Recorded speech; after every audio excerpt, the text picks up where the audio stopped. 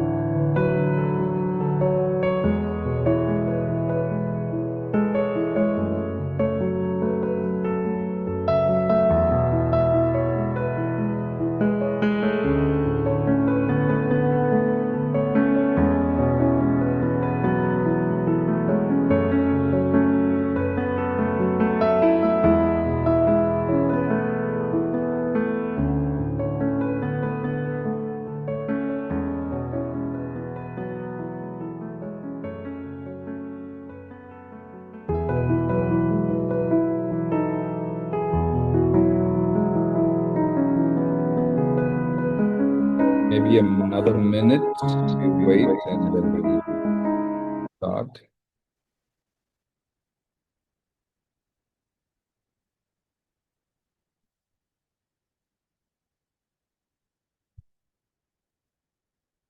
So we have sent a message. So if you have any questions, you can keep posting the questions, and there is a team that they will collect the questions and they will send it to us. So me and Manju, we will take turns to answer the questions. If there's any questions, please keep, maybe as you're listening, maybe there are questions that pops up and you're like wanting to ask that question. So please feel free. Please feel free. Um, because we want to say one thing that, me and my wife, if you talk to my wife, she will understand. She will tell you, we're not experts, we have made our own mistakes. So we don't want this 2 sessions. Many a times when I do parenting sessions or sessions like this to teachers, parents, caretakers, I don't want to be guilt driven at the end of the day.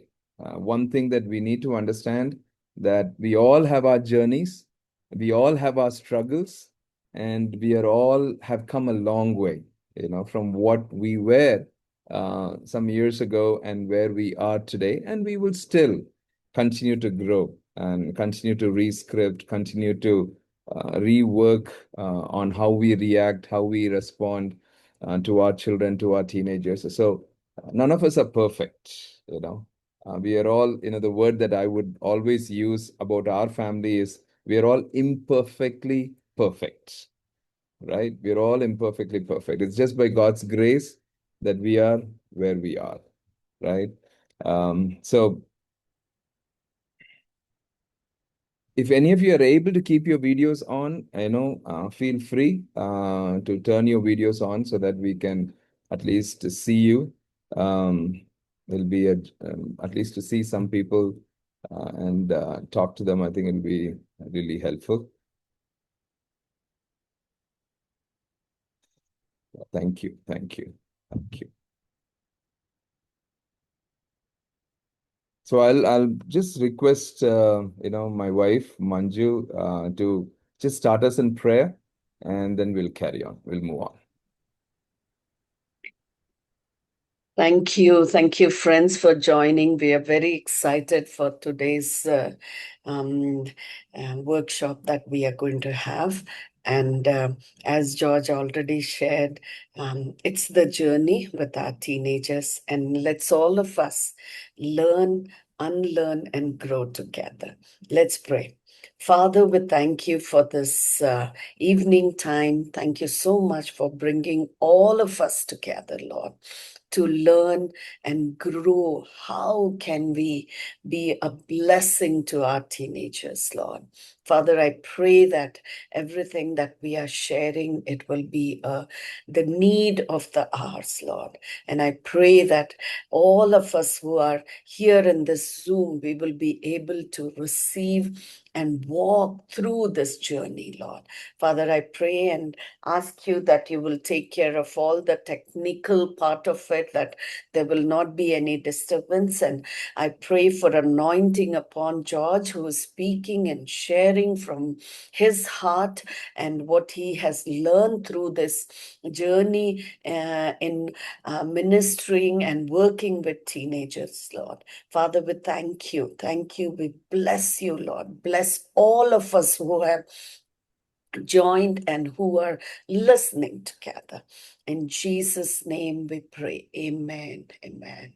Thank you. Thank you, Manju. Thank you so much. Thank you so much. Yeah. I think we'll not wait anymore. There are lot more people who need to join, but I think we should start it off. Share my screen.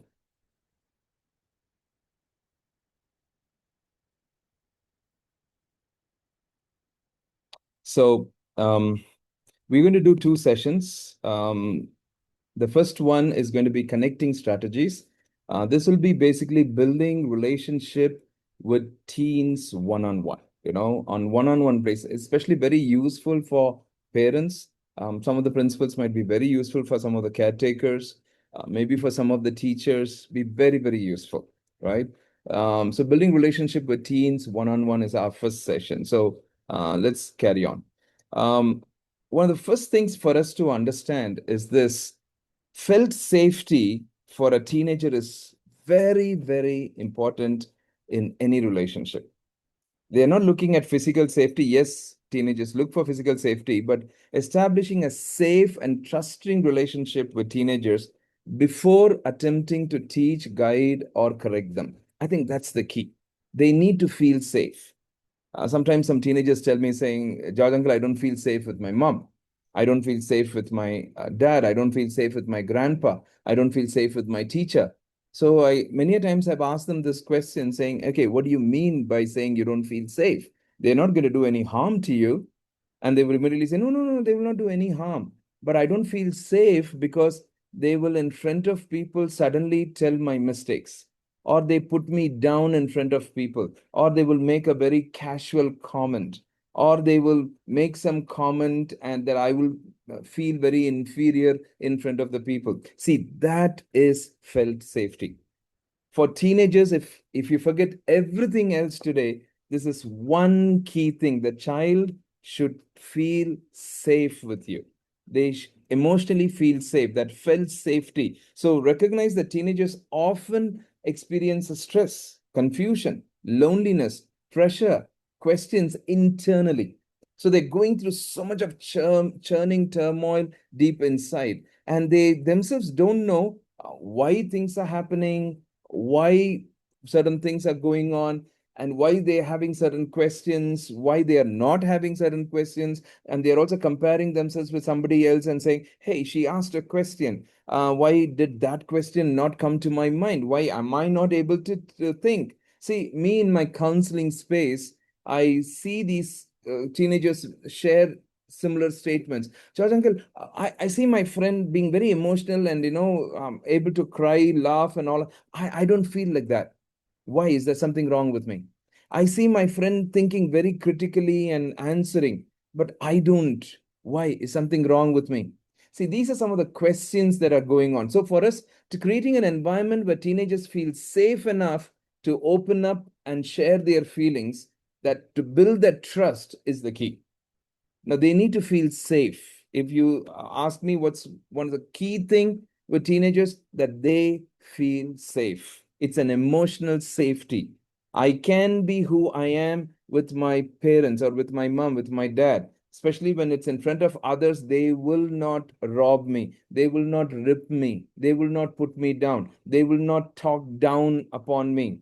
They will not make me feel very inferior. See, this is what the teenagers are looking for. Now, what's the ideal conversation timing?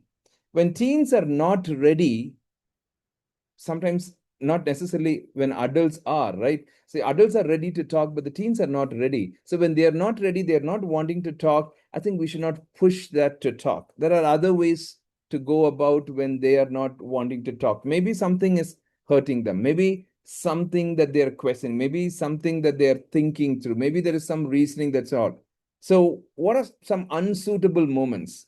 Never talk to teenagers or try to push in and trying to have a conversation, especially when they're upset, and sometimes they're tired, sometimes they're rushing to do something, or sometimes they're irritated. And sometimes you as parents, if you're parents of teenagers or caretakers of teenagers, you teachers working with teenagers, you will understand this. For no reason they can get irritated. So when they're upset, now when I say that when they're upset, they're not necessarily upset with you. Maybe they're upset with the situation. Maybe they're upset with that environment. Maybe they're upset with something that they wanted to do or they did not do. Sometimes they're upset with themselves. So, what's that natural moments for connection? Maybe sometimes after some events, maybe during travel, maybe while eating, maybe during walks, or maybe after a class that has finished, to see those uh, you know, uh, uh, let me use the right word. I want to see those naturalistic spaces, natural spaces where it's not kind of set in stone kind of moments for connection, but something that is kind of overflowing. You kind of you're walking life, and as you're walking life, you're connecting with them. We will talk more about that. We'll talk more about that. Now, one of the key things for us to understand, another key thing is teens are sensitive to tone, body language, and presence. So when I say tone, our gentle tone. How is our tone? And some of our children have done, big research on our tone, right? The tone exactly tells them whether I'm upset with them, whether I'm angry with them, or I'm disappointed with them, or am I going to correct them? They exactly know the tone. They exactly know the tone. They exactly can tell saying, okay, this is the tone. So sometimes it'll be good for us, to cross check and see, okay, what is my tone? At times like this, how do my tone change?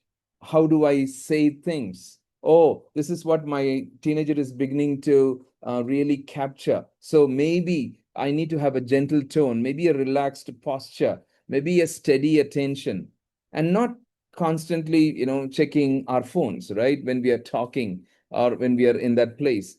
Because some of the teenagers would always say this, when they check the phones when the parents are talking, that's a whole different thing, where they give grace to themselves. But when parents check the phones when they are talking, they say they're not even listening to us, they're not even listening to me. When I was sharing something very important, so many times in my counseling I would just say, okay, do you check your phones when they are talking to you? And they said, yeah. And I said, okay, so think. So I would always talk to them that way and say, see what it is. They get very upset, and they say, I mean, they didn't even listen. They didn't see. For you it was very serious, and they were listening. Maybe they were doing something. So for us as parents, maybe to give that attention, sitting beside a teen instead of sitting directly facing them can actually help them feel less pressure. In any of the settings, whether it's a school setting or whether it's a house setting, or is it a ministry setting or a Sunday school setting, don't sit right in front of them. They feel a little threatened. Side by side is much better. Even walking side by side is much better.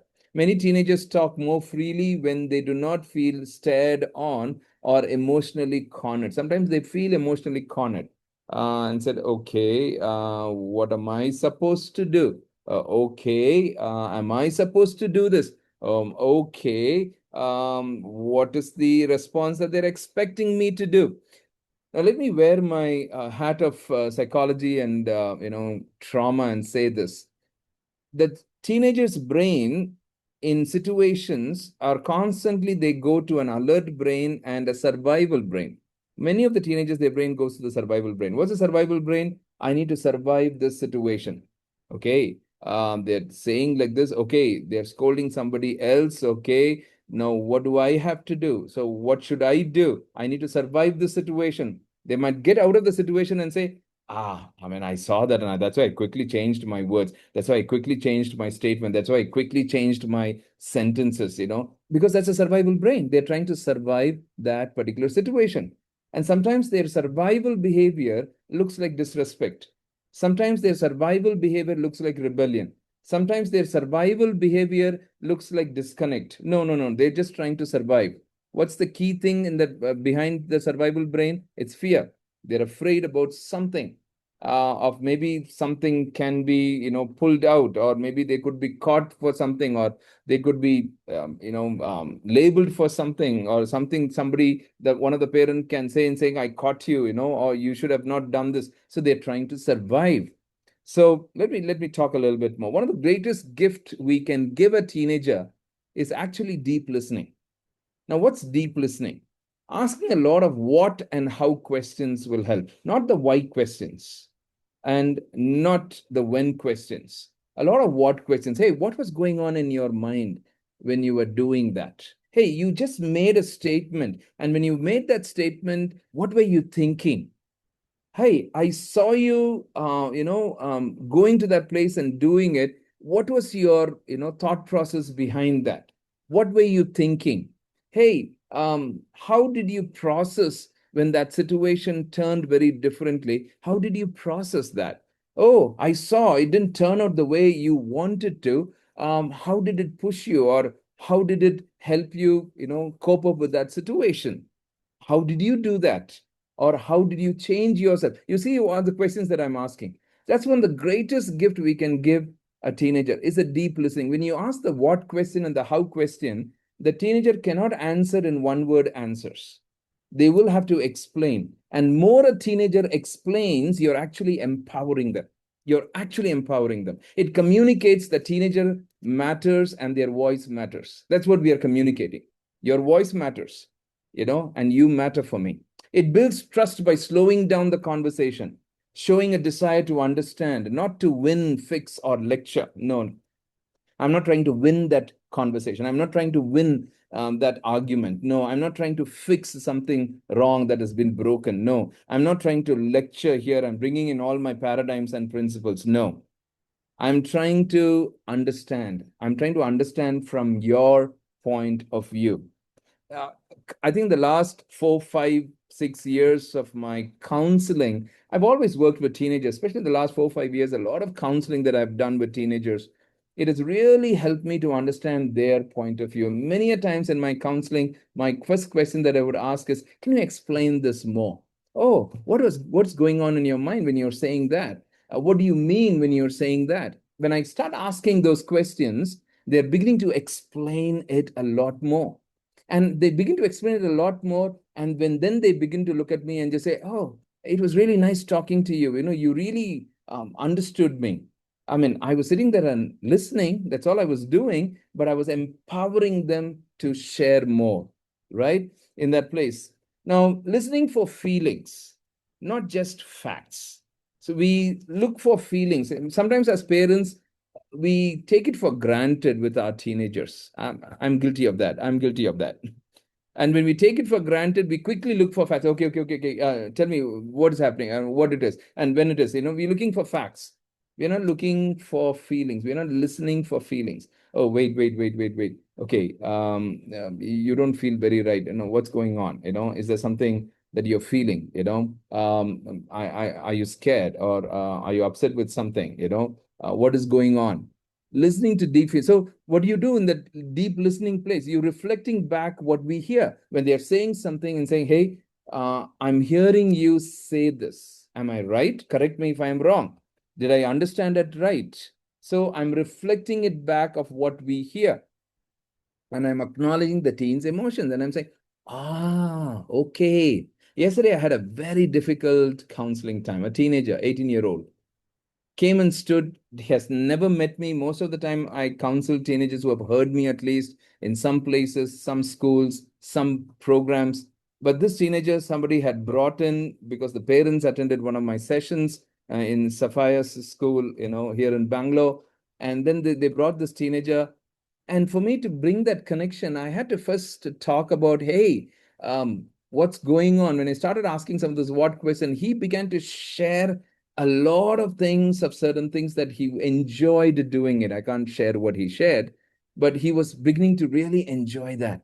And I saw him bloom as he was sharing it. And I began to smile and laugh. And I began to say, oh my goodness. Oh, you are amazing. Oh, gee, you are a dada of that place. I was just beginning to make that statement. At the end of that session, this guy was like, you're so good. I mean, this is so good. Went back and told the parents saying, this guy is so good. I would like to come and meet him again. And maybe, see, he was not even willing to listen for the first time. So when I spent about 25, 30 minutes of empowering him with those what questions and acknowledging, recognizing the teen's feelings are as real. And even if, I don't agree with some of the decisions that he made, yes, but I didn't want to show it, right? I was just listening. I was not making any moral decisions, right? I was just listening. And as I was just listening, and that person went back and told the parents and saying, hey, I think this guy is just amazing. What did I do? I began to ask the what questions.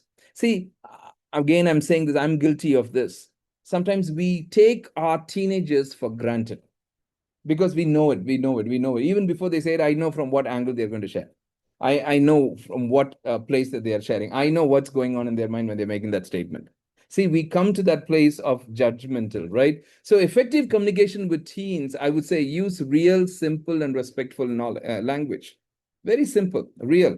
And short sentences, genuine curiosity. Hey, oh, really? Oh, you guys went there. Okay. Yeah, I'm just curious. I mean, you didn't agree with this, but then you went to that place. I'm just curious. What was going on in your mind? You see what I'm saying? I'm being very curious. Rather, I'm not doing the other way around. Hey, you knew it was wrong and you still went. I mean, that was not right. See, that's a different statement. But I'm making a very curious statement saying, hey, I see you didn't agree with what was happening, but you still went there. I'm just curious. What was going on in your mind? And you're beginning to understand your teenager much deeper, in a much deeper place. So we avoid that big preaching jargon, right? Even in religious settings, avoid overly formal or abstract language that may alienate our teenagers. No, we don't have to speak in some of those abstract spaces, right? Teens are more sensitive to tone than the actual words spoken. Our tone, I was just sharing about that. Avoid phrases that convey blame, shame, or disappointment. It's something that we need to be very conscious about because our language, again, I'm telling in a house context or in a classroom context, we take our teenagers for granted and we don't even realize that our tone, our language is a blame language or our language is a shame language, shaming them or blaming them or I'm disappointed with you. See, recently I was in one of the schools, I was sitting for counseling. Many of the teenagers came and said something that they cried. They would not cry for anything else, but they would cry when they make a statement like this. My dad told me that I'm disappointed with you. My mom told me that I'm disappointed with you. See, that's a very hard statement for a teenager. I am disappointed with you. I didn't expect this from you. I'm totally disappointed. Where I was thinking what my expectation was, but I'm totally disappointed. See, rather use verses and that show understanding and partnership. Oh, what I now I see what you see. So you're asking those curiosity statements, right? And then they begin to explain it and they say, oh, now I see what you see. Okay, this is what was going on in your mind. Okay, maybe you could have done it a little bit more. Maybe you would have already learned the lesson. What do you think? And then they would say, yeah, yeah, yeah, yeah, yeah, yeah, yeah. I think I should have done it like this. I should. Sometimes our teenagers themselves know where they have gone wrong and how they have gone wrong. So, first, we need to know this. Recognize that for the younger generation, phones are more than just devices. They are integral to their social, entertainment, and emotional lives. I'm getting into this place of media and phone because there's a lot of fights on the phones. Yeah? So use digital interest as a starting point for conversation, showing genuine curiosity about their online experiences. What have you seen, or things like that. See, when I these days when I have conversations with some of my teenagers, they would make statements like, oh, yeah, yeah, yeah, I saw that, and there was this one story, and I saw this was happening, and I'm like, okay, so they're watching some of those reels, or maybe they're watching some of those things, or maybe they're reading some of those things, right? We begin to understand what is going on. We can't stop them, from the phones, but we need to have some places where we know how and where they're using it. Demonstrate balanced digital habits to set a positive example for young people. See, one of the rules that I'm having for myself right now is when I'm sitting with my teenager, with my teenagers, with my children, my phone is not with me. I'm not sitting on my phone when I'm sitting with my teenagers. I leave my phone either in the room or in a place, or when I'm ordering or something like that, I would say, hey, bring the phone. I want to order something and things. Otherwise, I'm just there. Maybe these days watching football with them, maybe sitting and talking about some of those football dynamics of it, Argentina, Messi, and all those conversations that's going on. We need to demonstrate a balanced digital habit, in that place. Now, in this place of connecting with teenagers one on one in your house or in your classrooms, how do you connect with? Talk about the elephants in the house. There are certain elephants that we walk around it. We don't want to talk about. Many families have that elephants in the room, elephants in the house. We don't talk about it because the moment we talk about it, either the father gets triggered, or the mother gets triggered, or the children get triggered, or the grandparents get triggered. There's some trigger that begins to come. So, how do we handle it? Stay calm. Keep the door open when difficult topics arise. Some very difficult topics will come, and keep the door open. Ask questions and listen to their perspectives. Oh, okay, this is your perspective. When I'm talking with my teenagers, when I'm beginning to understand, okay, this is their perspective, this is how they are thinking, then I would spend some time and say, okay, maybe I may have to do one time to maybe talk to them about this, not based on the conversation, but maybe to bring it something like that. Use story swaps. What story swaps? Hey, if you were in that situation, imagine that you are the father and I am the child, and I'm coming to you. What would you do? Use the story swaps.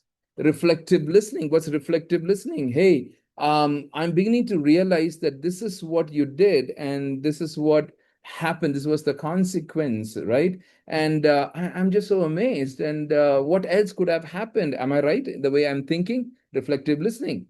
Maybe do a Q&A game to foster intentional connections, right? In my house, I always do this Q&A game where I ask one question and they ask one question. I ask one question, they ask questions. Sometimes I take them out for dinner, breakfast, or they're going out. We ask this one-on-one questions. Sometimes some of those questions that they ask were amazing.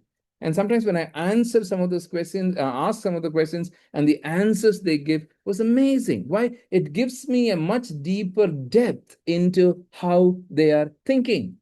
I recently had this Q&A, game with one of my son, and I asked him a very interesting question. And I said, hey, what is some things that I need to do in the organization that we are running, or things that, I mean, this guy, young, but gave me a very beautiful pinpointed answers. Very beautiful pinpointed answers. I was like literally in tears. And I said, this guy has seen it quite a bit, has observed quite a bit. And I just said, wow. And he was right on dot. Sometimes we think that they don't know, they don't understand. No, they are observing. They are knowing exactly what could have happened, what should have happened. When something has not happened, how it has gone wrong, they exactly know it. Our children are best mirrors of our own decisions. I read this statement in one of the books some years ago. Our children are the best mirrors of our own decisions. They exactly know. Maybe play that game. Hey, just don't go to them and just say, hey, I want to play this game. And in a conversation, and just said, hey, can I ask you one question? And maybe you can ask one question.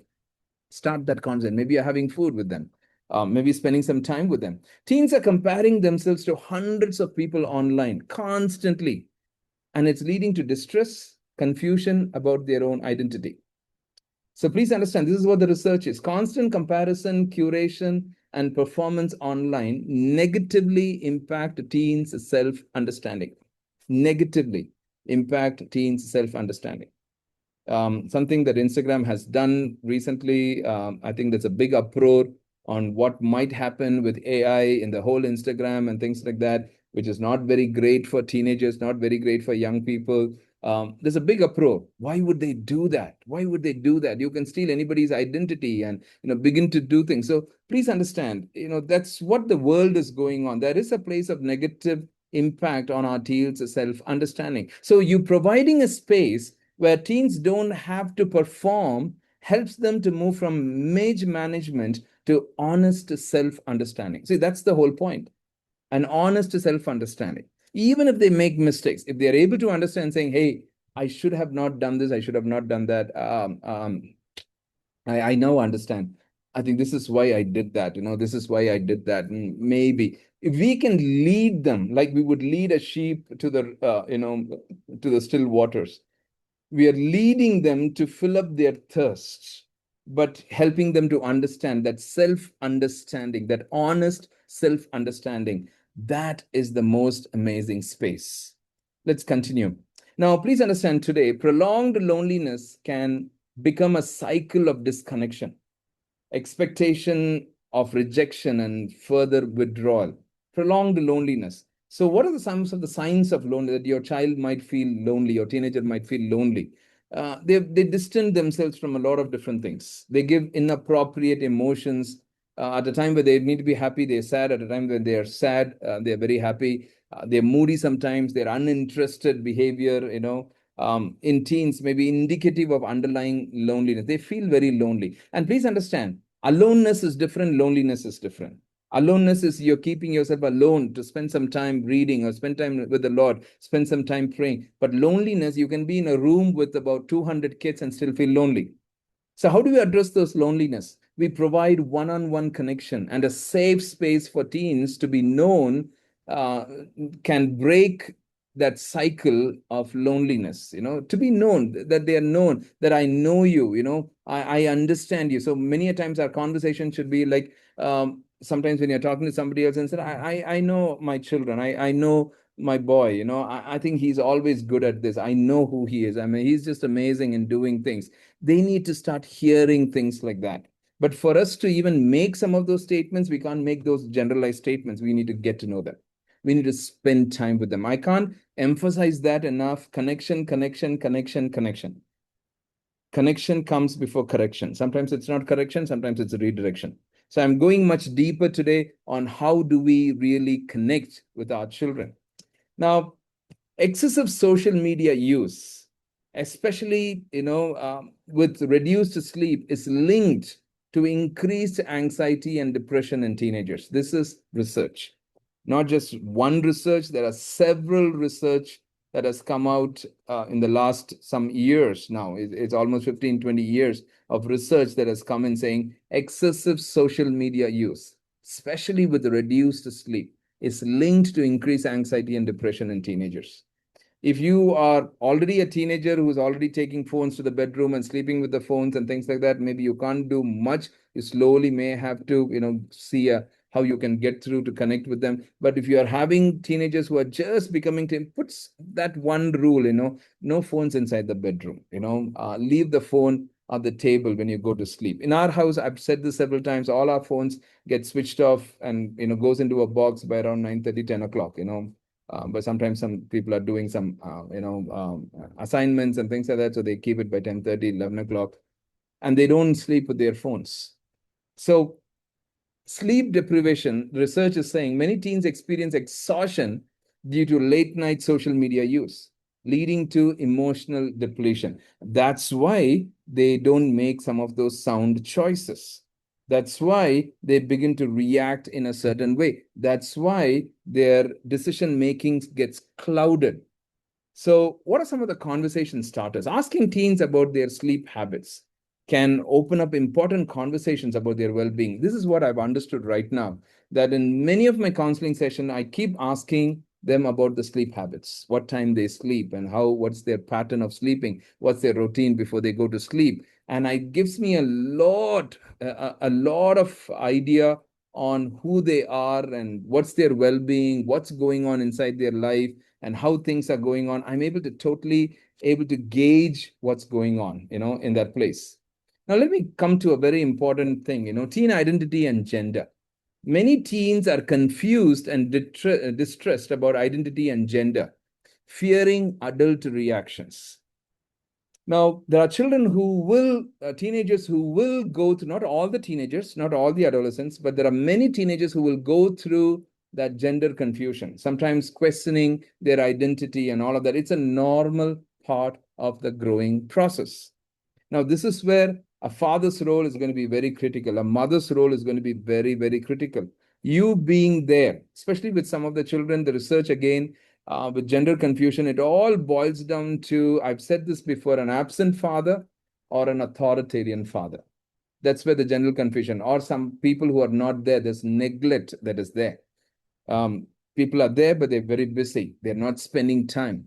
So this gender confusion, questioning about identity is normal part of the growing up process. Now, what's the adult response? Our first response should be gratitude for their trust when they come and share about some of their gender confusion or identity confusion, or they're struggling with their identity. It should not be shock, anger, or shame. No, it should be gratitude. And say, the first thing that you need to say is, hey, I'm so thankful that you trusted me to open up and share this with me. Thank you. Recently, one of the parents did this amazingly when the daughter came and shared something about gender confusion, and the father and mother sat and said, hey, sweetheart, we are so grateful that you trusted us and opened up and shared with us. And the father, even the mom didn't even know this. And the father opened up and said, hey, I went through this at this particular season, and I could not open it up because if I open it up, I'll get slapped. I'll get beaten up. So I just could not open this question. But you trusted me and you opened up this question. I'm very grateful. I think the bonding became very beautiful. They were able to lead the teenager to a beautiful place of healing with that beautiful place. I mean, now she's on a very different level doing things. See, please understand, we know our Christian perspectives. There's only male and female. Yes, we know our Christian perspective. Truth without tenderness can be harmful. So listening, understanding, and patience are very cruel. So when kids honestly come to me and just say, this is what I'm feeling, I'm so and so, I feel I'm a lesbian, I feel I'm a homosexual, I feel like I'm this, I'm that. I would always tell them saying, hey, this is a confusion that's going on. Now don't act out, but wait out and see. Don't act out. Just because you're feeling like that now, don't immediately act out. Yes, I understand this is what you're feeling. So the principle always is this: we as parents, our posture is, I'm willing to come alongside to help you. But my position is, hey, I believe there's only male and female. I believe what the word of God says, right? That's the position. But my posture is, I'm willing to come alongside. So the statement that I would always tell teenagers is this: hey, I'm so thankful that you trusted me, but don't act out. But can you wait out? Can you wait out a little bit more and see? You still feel like this, in the meanwhile, can you connect with people like this? Can you have some fatherly figures in your life? Can we have some, mothers in your life? Because many of these children who come, maybe not having a proper father, not having a proper mother, just wait out and see and how things begin to change. If you have a teenager, don't take your stress to your house. Leave the stress outside the house. Don't take the stress to your house. That will break the connection.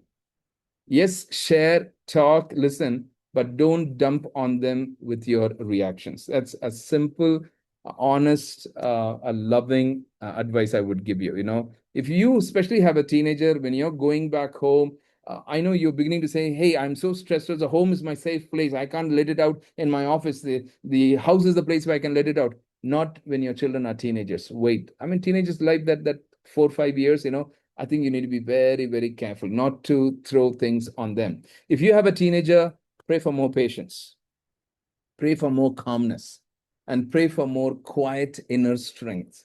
There are things that I would do with my own children, some years ago, things that I have not doing right now. But what I have done, I've learned to be just quiet. I know I'm boiling. I'm itching to make that one statement. I'm itching to make that comment, but I'm kind of saying no.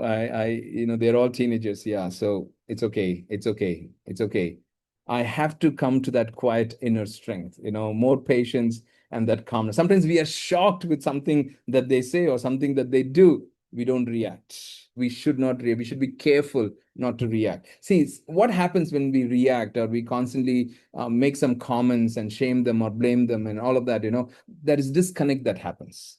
So the moment disconnect happens, it's not just one disconnect. Over a period of time, the disconnect happens wider and the it becomes wider and wider and wider, and then suddenly you begin to say, I don't know who my teenager is, and I don't even connect with my teenager, because before you realize, our children grow very fast, and before you realize, things go very fast.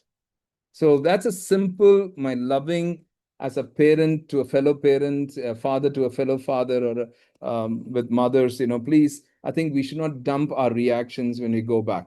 I'll leave you with these final reminders, then I'll give you the last 10 minutes for some asking some questions. If you have some questions, please send some questions.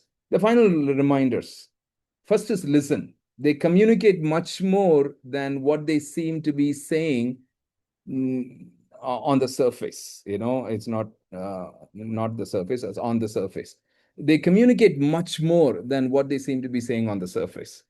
So listen. When I say listen, I'm not asking you to just listen to the words. Listen, where is this thought coming from? Where is these words coming from? Is there something much deeper? Is there a recent incident that has happened, something that has catered to this?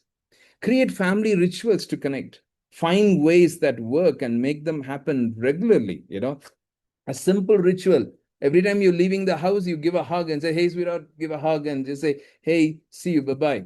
When I go out for the trips, that's one of the simple ritual. I give a hug and just say, "Hey guys, I'll see you later." You give a hug and I go. It's a simple family ritual. See some rituals that can be brought into your house. Be an absorbing board.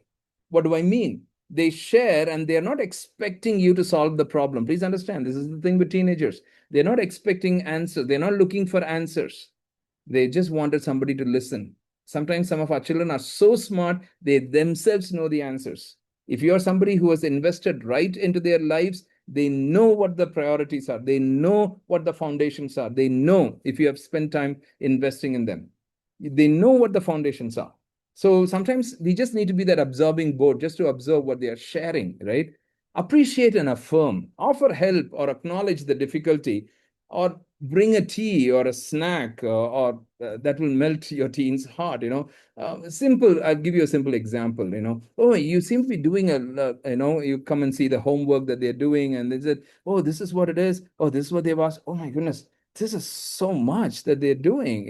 They've given you." And they said, then they would say, "Yeah, and then they would explain and they say, this was the chapter, and all of a sudden the teacher finished this chapter in one class, and now she's expecting us to, do this, and they say, oh my goodness, that's not fair." No, they're not looking for answers. They're not expecting you to go and fight with the school and write a letter. No, they're not expecting you. Don't do that. Again, when we do things like that, it embarrasses the child. No, they're not expecting, but they're expecting us to understand. Ask, just ask, how was your day? Who do you usually have lunch with these days? See, that gives you a lot of answers to that one question, a lot of insight to that one question. When they answer that question, who do you usually have lunch with these days? You know who their friends are, you know what happens during lunchtime, and if their friends are changed. And usually always have lunch with Bala, but now you're going having lunch with Sujit, and you do a lot of different things for different other questions that you can ask. Hug no matter how old they are. Everyone needs a little hug. I would always say this, if they don't get proper hugs inside the home, proper affirmation inside the home, they're looking for attention and affirmation outside the home. And sometimes that can be dangerous. Sometimes, not all the time, but sometimes that can be dangerous. Sometimes just go and give a foot massage, just go and press their leg, or a shoulder massage, give chance to chat, or, to just connect, you know. I always go behind sometimes and do like this, press and, things like that. Just a chance to just connect. What's the goal? The goal is connection, of how we can connect.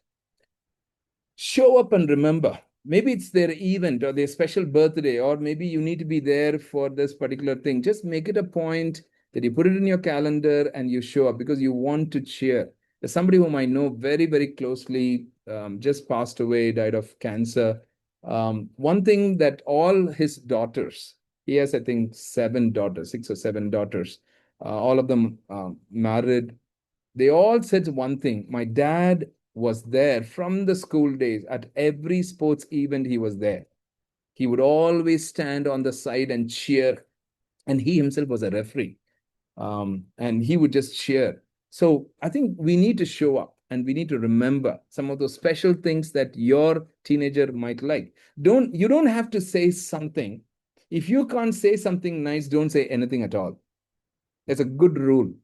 If I'm not wanting to say something nice, I'm very irritated with myself, or I'm stressed out with something as a parent, I'm dealing with something else, I think it's good to be quiet. If we can't say something nice, don't say anything at all. Sometimes for the sake of saying it, we start saying it, and then it ends up in a different way. I hope you all understand that. You all understand that. No, Baba, I was so, stressed out because of something that was happening. I'm so sorry. I should have not made that statement. But sometimes unnecessarily we make some of those statements. Don't call all the time, especially your teenagers in college and things like that. Don't call all the time. Text them just to get to know them. Hey, where are you doing? How are you, things are going on? You're going on a car trip. I'm giving you some handles, some tools, right? Let your teen be the DJ, meaning they decide on what songs to be played.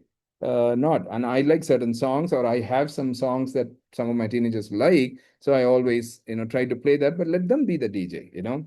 Read books and share notes. See what they're interested in. If they are beginning to read maybe something they're interested in, and say, hey, come, let's go and get that book, get 2 of that. You read one and I read one, and let them share notes and we'll talk about this.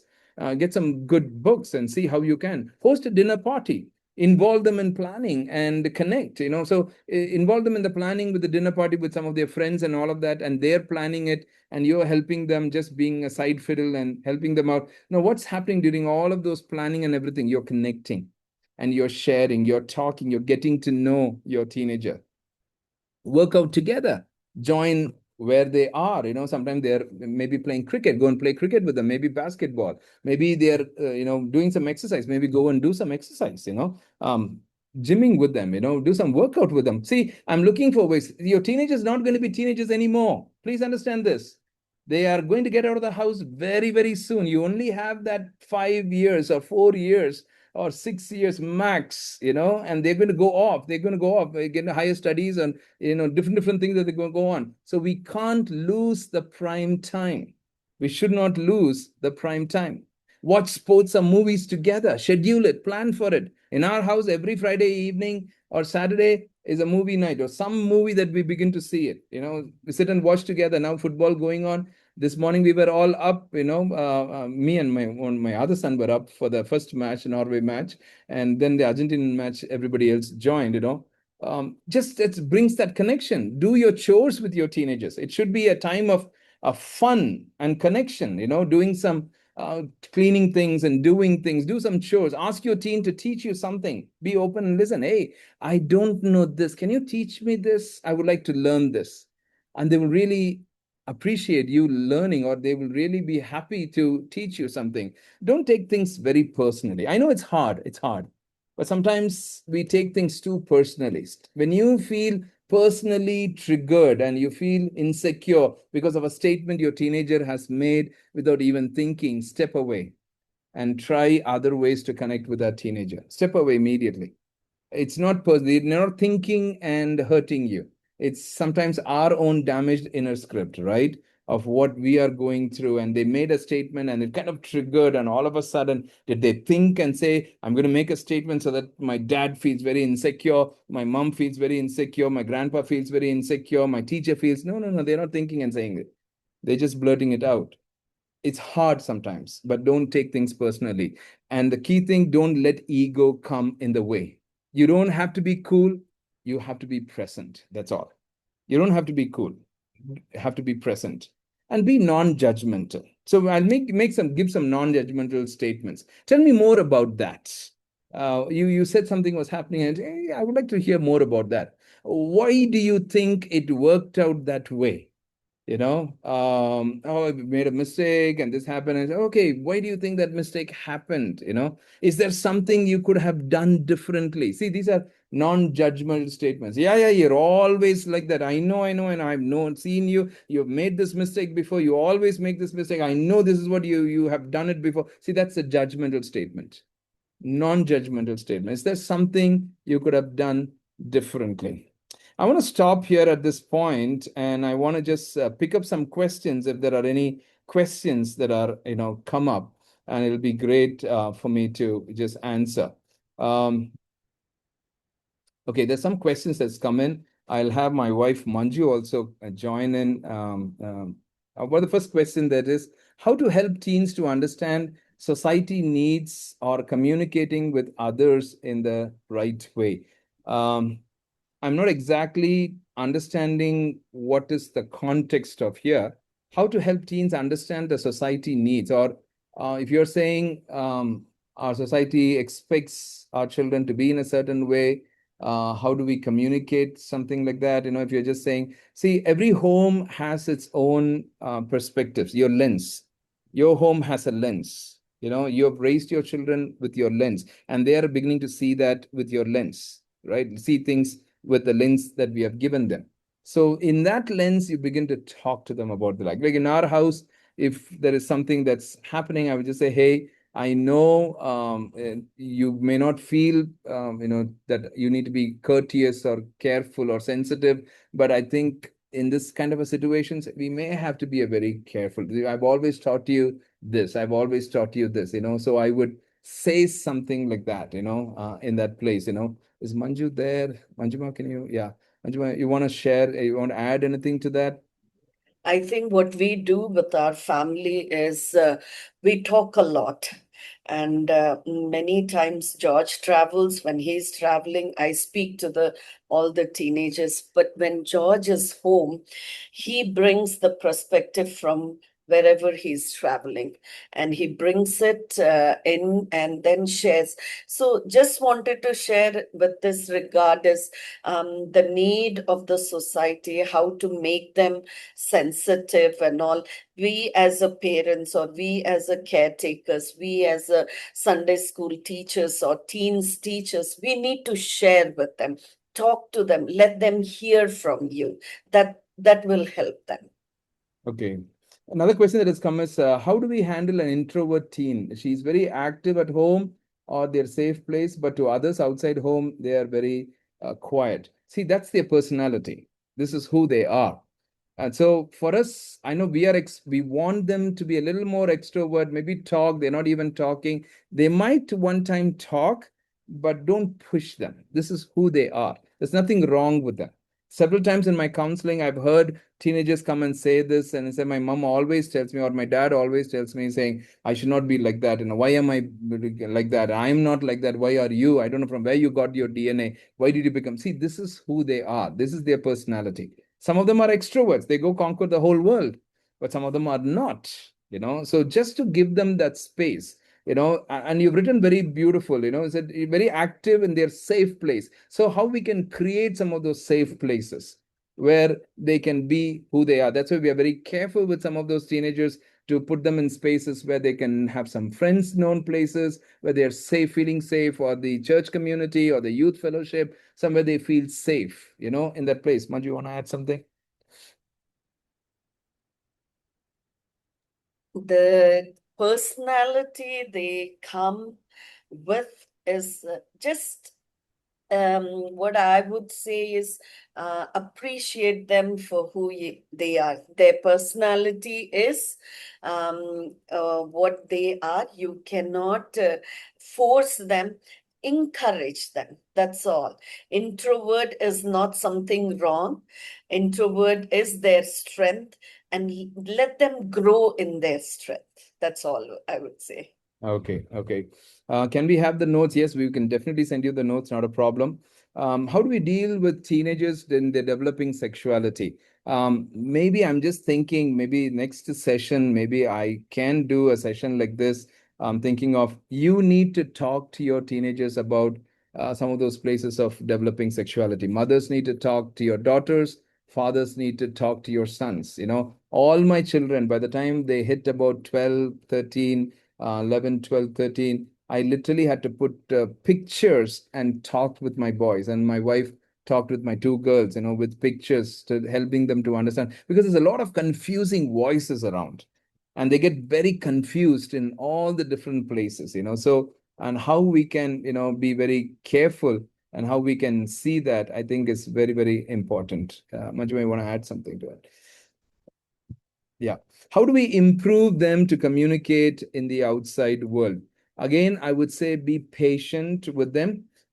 They will open up, they will come up. Sometimes they are very clumsy. They're not even knowing the right ways to say. I don't want to tell the name, but there's one person who's here today. I know this person from the time, she was a young teenager. And I remember the time talking to her when she was a young teenager. She would be very clumsy, very, very clumsy in the way she would say things, and she would then say hundreds of sorries, after she would say that, and she would just say, "Oh, sorry, sorry, sorry, sorry, sorry, sorry, sorry, sorry, sorry, sorry, sorry," things like that, right?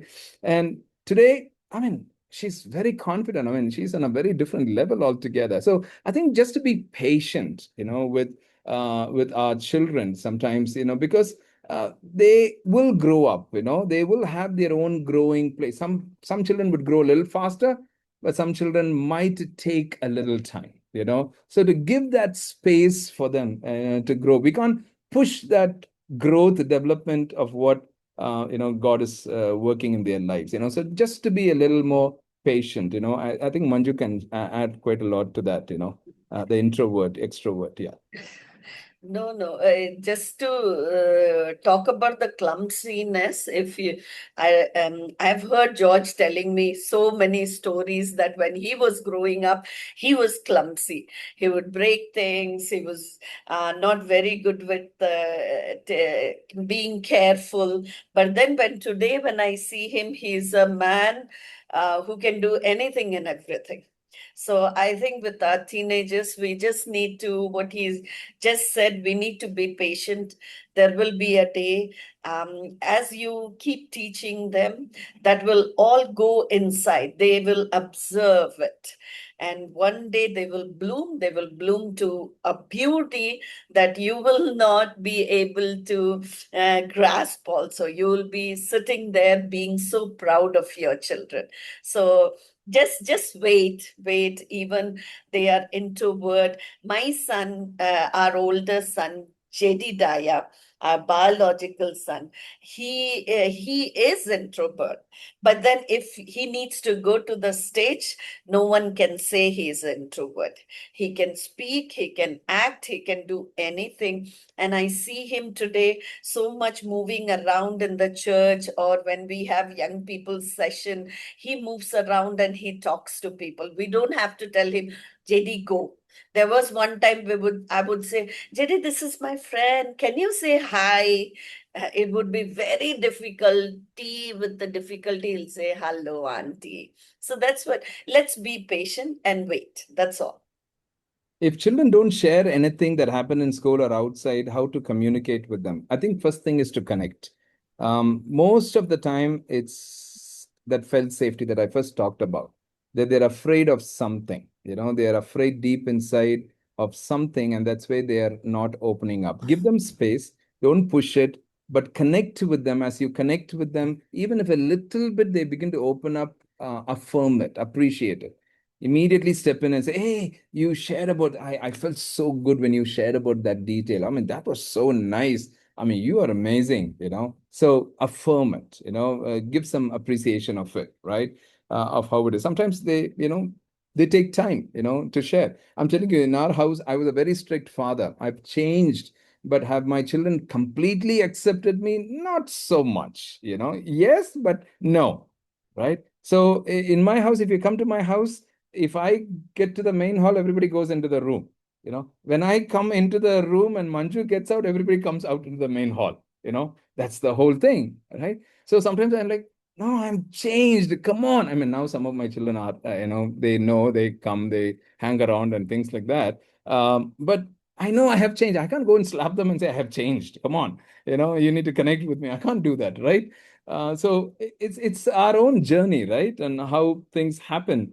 Manju, I'll go to the next question. Yeah, I help a teenager who is being bullied in school. No, bully is a very, very big thing. Please understand, if a child is being bullied, do all that you can from your authority, from your place, to cover the child, to help the child, to stand with the child. Even don't be afraid to change the school or things like that, because I'm seriously saying this in my counseling. I'm beginning to see that bullying has really ripped apart so many of the children's lives. And some of them are not teenagers, they are in the college, but they're struggling with something that has happened in school. And they would always say, in school, nobody covered me. It still hurts me. There's a lot of hurting, Generation Z that's there. So if there is any bullying or things like that, listen to them sometimes, and go by their lead. Sometimes they would say, can you come and talk? Sometimes they would say, no, no, you don't. I don't want you to talk. I just want you to listen. That's it. Maybe that's all they're asking for, right? They're just asking for somebody to just listen. So maybe just cover the children. And this is a very serious thing. If you're hearing a child being bullied and things like that, do all that you can to how you can cover the child, connect with the child. It'll be for a season, and the child needs to, I know some of the parents say they need to face the world. Yes, they need to face the world, but give them that little space. Give them that little space, that little covering. I would always use the word called scaffolding. When you build the building, you put the scaffolding there till the cement gets stronger. Some of those, columns get stronger. So you become a scaffolding place. And then once they are cured, you remove the scaffolding, then they can stand by themselves. So just being in that place. You mentioned connection comes before correction. How do you deal with the disconnection or the age gap? See, I don't know the context. So in the context, if there is an age gap or there is a disconnection that has already happened, see how you can find some new ways to talk to them, connect with them, and to redeem that space that has been lost, in that place. Maybe some things, maybe you may have to come out of your comfort zone to do it, to make that connection. Maybe some things you may have to do that you have never done before. Maybe some things you don't like so much doing it, but you may have to do it just to bring that about connection. So I don't know your context, but in that context, there is connection possible, even if there was a disconnect, even if there is an age gap, there is a disconnect and age gap and things like that. There can be connections. There can be connections, but we need to see how we can work it out. Talk to me, Manju, personally, then we might be able to see what your context is and maybe give you some handles. Maybe I'll just get the last question before we give a small break. How to raise preteen 11-year-olds alone as a single mom, as a mom. with an absent father. Son is absorbing the pain. It's showing up as fatigue and laziness. Is becoming frustrated over little things and arguing for everything. Thank God for grandparents, though. Okay. Now, I don't know what's your context, what's your situation, and things like that. In this kind of a context, you may have to slow down a little bit more and be available for the child. And since you're saying 11-year-old is a very, very crucial age, you have time to redeem that space. The moment the child hits about 13, 14, 15, then it becomes a little bit more difficult. The 11-year-old, you may have to change things. Maybe your work things, maybe timings you may have to change. You may have to, I don't know, may God give you grace, open up some doors. You may have to do things because you cannot allow this child, this particular phase is going to be very, very crucial. Now, for me, this is like a big red flag. I will give a lot of importance to this child now and do all that is in my power to help the child. I dealt with, I've talked with a lot of single parents, moms with absent fathers and things like that. Sometimes we need to be very careful, very sensitive. And you've written it very clearly, but you have to be available. I don't know what you need to change, what coins you have to move in your own context to be with the child. You have to be there with her. It might take a little time. The child might even reject you when you're trying to connect and things like that. He might even reject you. But that's okay. That's okay. At least you're putting in the effort, and the child will understand and begin to connect. Um, how do you deal with a teenager? Maybe I'll take this last one. Who has become judgmental about you as parent. They become home after school and see you as uncool, show frustration that we have set rules, boundaries, although we have explained why they are set. Again, the issue here is there's a disconnect that is there. They have misunderstood the rules because of a disconnect. So I think right now, don't worry about boundaries, don't worry about rules. You need to focus on connections. Like in my home, there are certain rules, there are certain boundaries, and I'm very strong about some of those boundaries. I keep reminding them and things like that, but they will not misunderstand us because we are in that place where we have explained it. At the same time, not just explaining it, we are appreciating them for following what it is. And sometimes we give them grace if they have broken the boundaries and it's not a very regimental, strong places. But I think we need to be available. So if the child has come back and seeing you uncool and things like that, there's a lot of disconnect that is there. You have to do whatever needs to be done to connect with this child. Don't focus so much on the boundaries right now. Don't focus so much on the rules right now. First, redeem that space. Connect with that child to see how you can get in, right? We'll give a small break, maybe about 10 minutes, 7 to 10 minutes. By 7, we will try to, come on 7 minutes, just like a water break kind of a thing. And then we will come back. And thank you all for joining. And the next session is a very powerful session on how do you connect with teenagers in the public space, maybe in the Sunday school or in a teens fellowship, youth fellowship, in those spaces, what it is. And we will also pick up more questions after that, So we'll go for a small break. Thank you.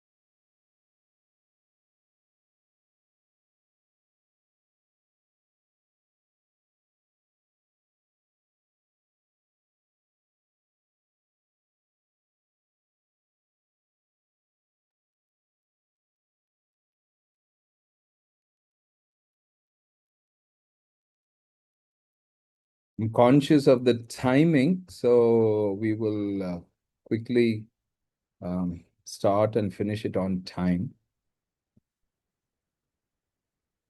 I think people have just gone out. We'll just wait for a minute or two so people can join. So meanwhile, you can just shoot your questions, and we have also put a question saying, if you want another topic, we want to do this every month, the masterclass for the 2 hours. And if what's the subject or what's the topic or you would like to address, we can do that next masterclass. We can work on that.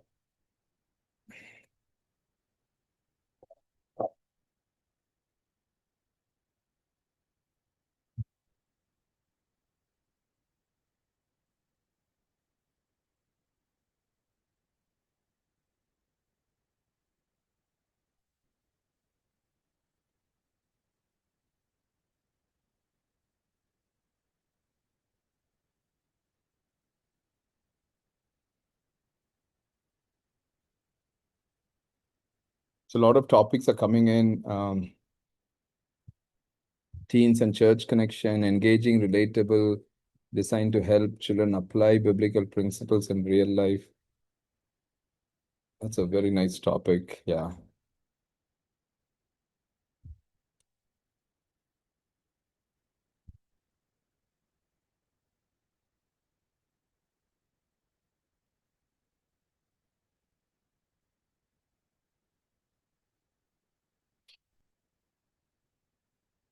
Okay. We will start. So the first session we talked about was connecting strategies, building relationship with teens one-on-one. That's what we talked about. And now we'll go to the next topic is connecting strategies, but building relationship with teens during Sunday school and other public spaces. How do we really connect with them? Here, I'll give you a lot of examples, not that you guys don't know, a lot of things that you will know. And towards the end, I will also put some questions that teenagers have sent and try to explain why the teenager has asked that question. What could be the reason? I know the background of why the teenager has asked the question. What's the reason behind that question? So then I will explain that a little bit and then I will finish it. Yeah. So let's just go in. How do we connect in public spaces? The first thing is this. Relationship building is very important. If you're going to have a session with teenagers, start with informal conversation or a fun activity to establish rapport. That's one of the key things. Maybe talk about football. I mean, if you're starting something here, they will get very excited. Maybe IPL is going on. Maybe start talking about IPL. Maybe something else that's very relevant that the teenagers are involved in. Start with informal conversations. No, let's not start and say, okay, welcome, and you guys have come here. We'll start the session. This is the topic that we're going to deal with. Start with that informal conversation. That's one of the very key things. Then use inclusive language. What do I mean? Acknowledge and respect diverse backgrounds, personalities, identities here. So you just begin to say, hey, there are people from this place, that from background. I'm nice to see all of you guys. You don't want to single them out, but rather you can just say it's nice to see somebody coming from that place. Hey, it's nice to see people coming from that place. And oh, I've seen teenagers of this age group. Oh, there are students from this school also, which is amazing. So you're kind of acknowledging, all of them and just say, hey, it's such a joy. You need to have a big smile. And then you're basically looking at them and just saying, I'm so glad that you guys are all here. Again, your body language is going to be very, very critical. How confident you are, how pleasant you are. If you're going to be very nervous, that will reflect, and how you're going to look around. I know a few people who are here in this session because you have started doing something with children, with teenagers, and you're learning how to work with them. I'm giving you some basics there. Not that you don't know, but I'm just saying, that confidence, I think that smile, that pleasant personality, the pleasant tone, that authority, that silent, quiet authority, I think is very, very important. Use humor to reduce defensiveness and increase engagement. Now, when I say humor, I'm not talking about just sharing an illustration or sharing a humorous story, or things like that, which is very helpful. Sharing a humorous illustration story and all of that is very, very helpful. But if you're going to work with teenagers, if you're someone who's going to do sessions for teenagers, pick up that good sense of humor, that practical sense of humor. And the best way to make humor is on yourself, not on others or not on somebody else. It's on yourself. And I would always, with teenagers, and just say, hey guys, you guys are being very smart and all of that. I mean, you guys have six pack, I have family pack. So I kind of make fun of myself. That's the best humor. That's the best humor. And humor will reduce that defensiveness and increase engagement. Right in the beginning, when you make some of those humor and connect, and that humor is to connect, not for the sake of humor, for the sake of humor. No, sometimes it becomes a failure. Not humor for the sake of humor, but you're able to make humor on yourself, so you're able to connect and engage with the teenagers. That's a very, very critical place. If you are able to pick up, there are people who work with teenagers for many, many years. If you see them, they would always, when they're around teenagers, if you see them, they will always have this good sense of humor. It's not a crap sense of humor. It's not like a very what do you say, a hard sense of humor. It's a good sense of you. They know when to make that comment, when, what not to, and they're very good not to put them down, not put shame on anyone, or put make people feel inferior, or sometimes when they make humor and just, hey, I'm sorry, I'm not talking about you guys or anything like that. So they're very careful about that. Communication activities designed for teens can be adapted for Sunday school. I'll give you one example. You can start off with a question like this, would you rather have unlimited time or unlimited money? What would you choose? And this will open up the conversation. Unlimited time, unlimited money. There are students who will say unlimited time, and students will say unlimited money, and how well you can use it. What are the good pros and cons of unlimited time, unlimited money, and how you're going to be in a place, how you're going to use it, how you're going to work things out. So that's a very, very critical point, on how you're beginning to have some of these activities designed. We are trying to create a small booklet with a lot of different activities, icebreakers, and things like that. We're also working on doing some YouTube videos on some of the icebreakers. Many of the icebreakers and things like that, you will always land up in an American website or a YouTube channel or things like that. So it'll be good for us to sit and do something. I want to maybe one day make a project, with some of my teenagers, maybe bring in some teenagers and do some, nice little skits and things like that in Indian people can, copy and things like that. See, the emoji check-in is a beautiful activity that you can ask everyone to choose an emoji for their current mood, you know, and they explain why. And you listen and affirm, why did you choose this emoji? Sometimes it might be an emoji where they have chosen and said, I feel very sad because I've lost this, or my exam results came very low. You affirm it, you acknowledge and say, oh, I'm so sorry, I'm so sorry. But thank you for being bold to put that emoji, right? These are all conversation starters. There's a silent lineup game that you can do. Teens arrange themselves silently. There are different categories you can do. You arrange yourself according to the birthdays, from December to January or January to December. You arrange yourself according to your height. You arrange yourself from how far you live from the church.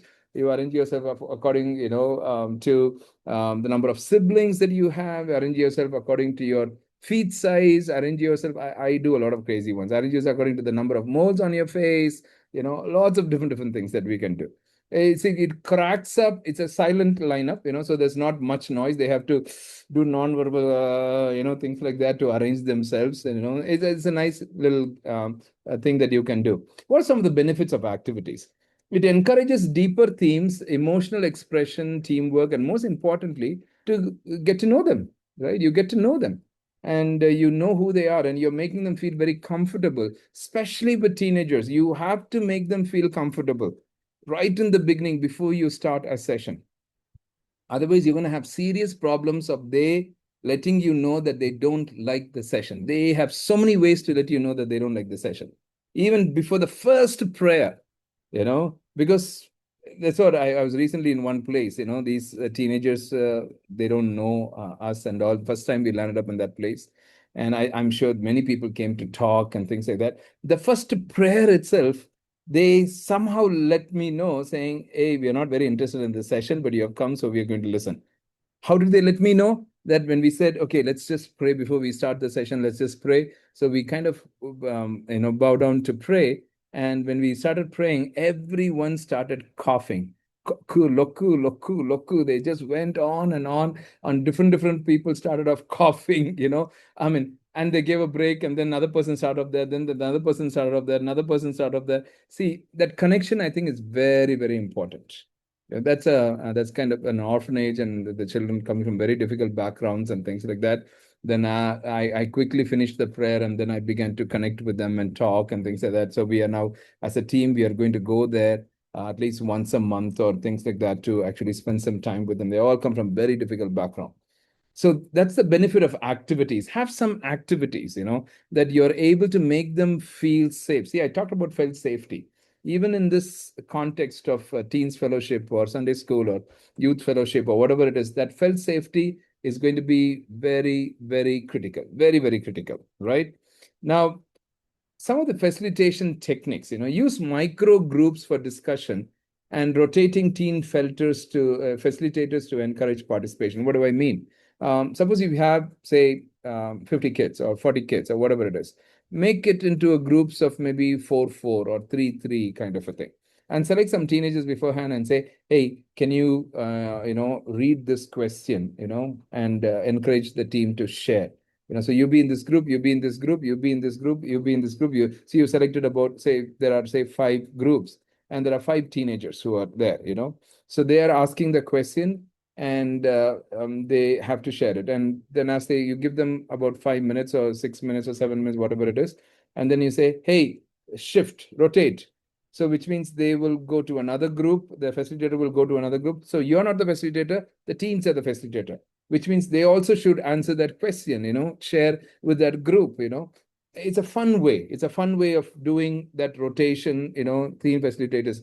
Use concrete open-ended prompts, like, when was the last time you felt really heard, to elicit responses. It's a good question to ask. When was the last time you felt somebody heard you, or you felt really heard your voice, that people heard your voice? How did you feel? Or when was the last time you felt? What was the context? What was the situation, right? You begin to really talk. Where do teens feel judged by adults? It's a good open-ended question, because these questions answers can come from so many different angles, and you can take it to a whole different level altogether, and you can build that connection with this group. So please understand, even here in a youth fellowship, teens fellowship, Sunday school, whatever it is, even in this small group, the point is connection, getting to know them. Once you get to know them, this is June, July, maybe it's the beginning of an academic year. So getting to know them the whole year, you're going to meet them every Sunday or every Saturday or whenever is the time you're meeting them. You are going to build upon this connection. So these are some good open-ended questions that can be asked. Share brief, sincere stories about your own challenges, not just your successes, to show how to be open and kind. When you share your story, of course, appropriately, of course, age appropriately, what kind of stories should be shared for a middle school, which could be shared for the pre-teenagers, like the high school, or should be shared for the senior kids. What's the kind of things that you share, and again, what's the context, and what stories would take off well with this group? You need to do some little research, and after some of these sessions, sit and talk with some of these teenagers. And as you're talking with some of these teenagers, just involving in the conversation. You're not the lead of the conversation.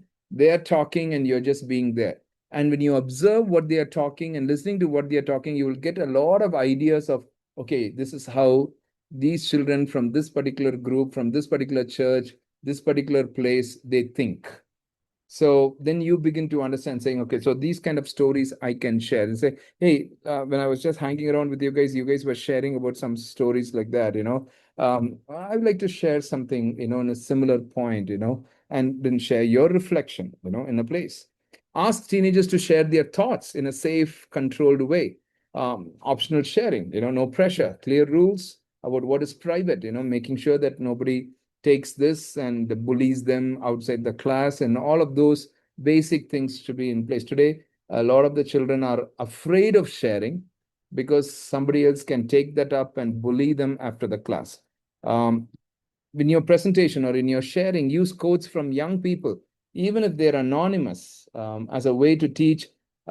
Gen Z likes to hear what teenagers say directly more than what adults say. Many times in my presentation, even recently, I was doing a presentation. I did a poem about a teenager who had written about pornography. There's another teenager who had written about addicts and sex and things like that. It was a nice poem that they had written, and I presented that, and the teenagers really liked it and said, "Oh my goodness!" And one of the things that I read was a 14-year-old who had written something, um, they clapped actually. I never thought that they would clap after I read that poem. It was done by another teenager. Of course, I changed the name and all of that, but they knew it was from another teenager, and I didn't expect that kind of a big applause. But they immediately started clapping after I read that poem by this 14-year-old, on sex. It was an amazing little thing. And it's just beautiful that they all started clapping. See, this is what teenagers they love. So do some Google, maybe use chat gpt, maybe use AI, or they get some things. There's so much of content available, or maybe what you hear from your own places, right? Of teenagers who are sharing things. Instead of long speeches, try teaching in chunks. Give them 5 to 7 minutes of information, then ask them to do something like a prompt activity or question, especially in small groups, or in Sunday schools or teens fellowship. That should be a place. See, my context is a slightly different context. I go to schools where it's a motivational speaking. I have to keep them for that 35 minutes or 40 minutes, and I use a lot of humor, actions, and skits, and a lot of different things that we do. But your context is slightly different. So in that context, there should not be too much of speaking that needs to be there. Um, some activity, some question, maybe share about 5 to 7 minutes, some thoughts. Sometimes, see, this is the two extremes. Some people only do activity, they don't teach anything. Some people only teach, no activity. There needs to be a balance. There should be solid food given. At the same time, you're involving them to talk.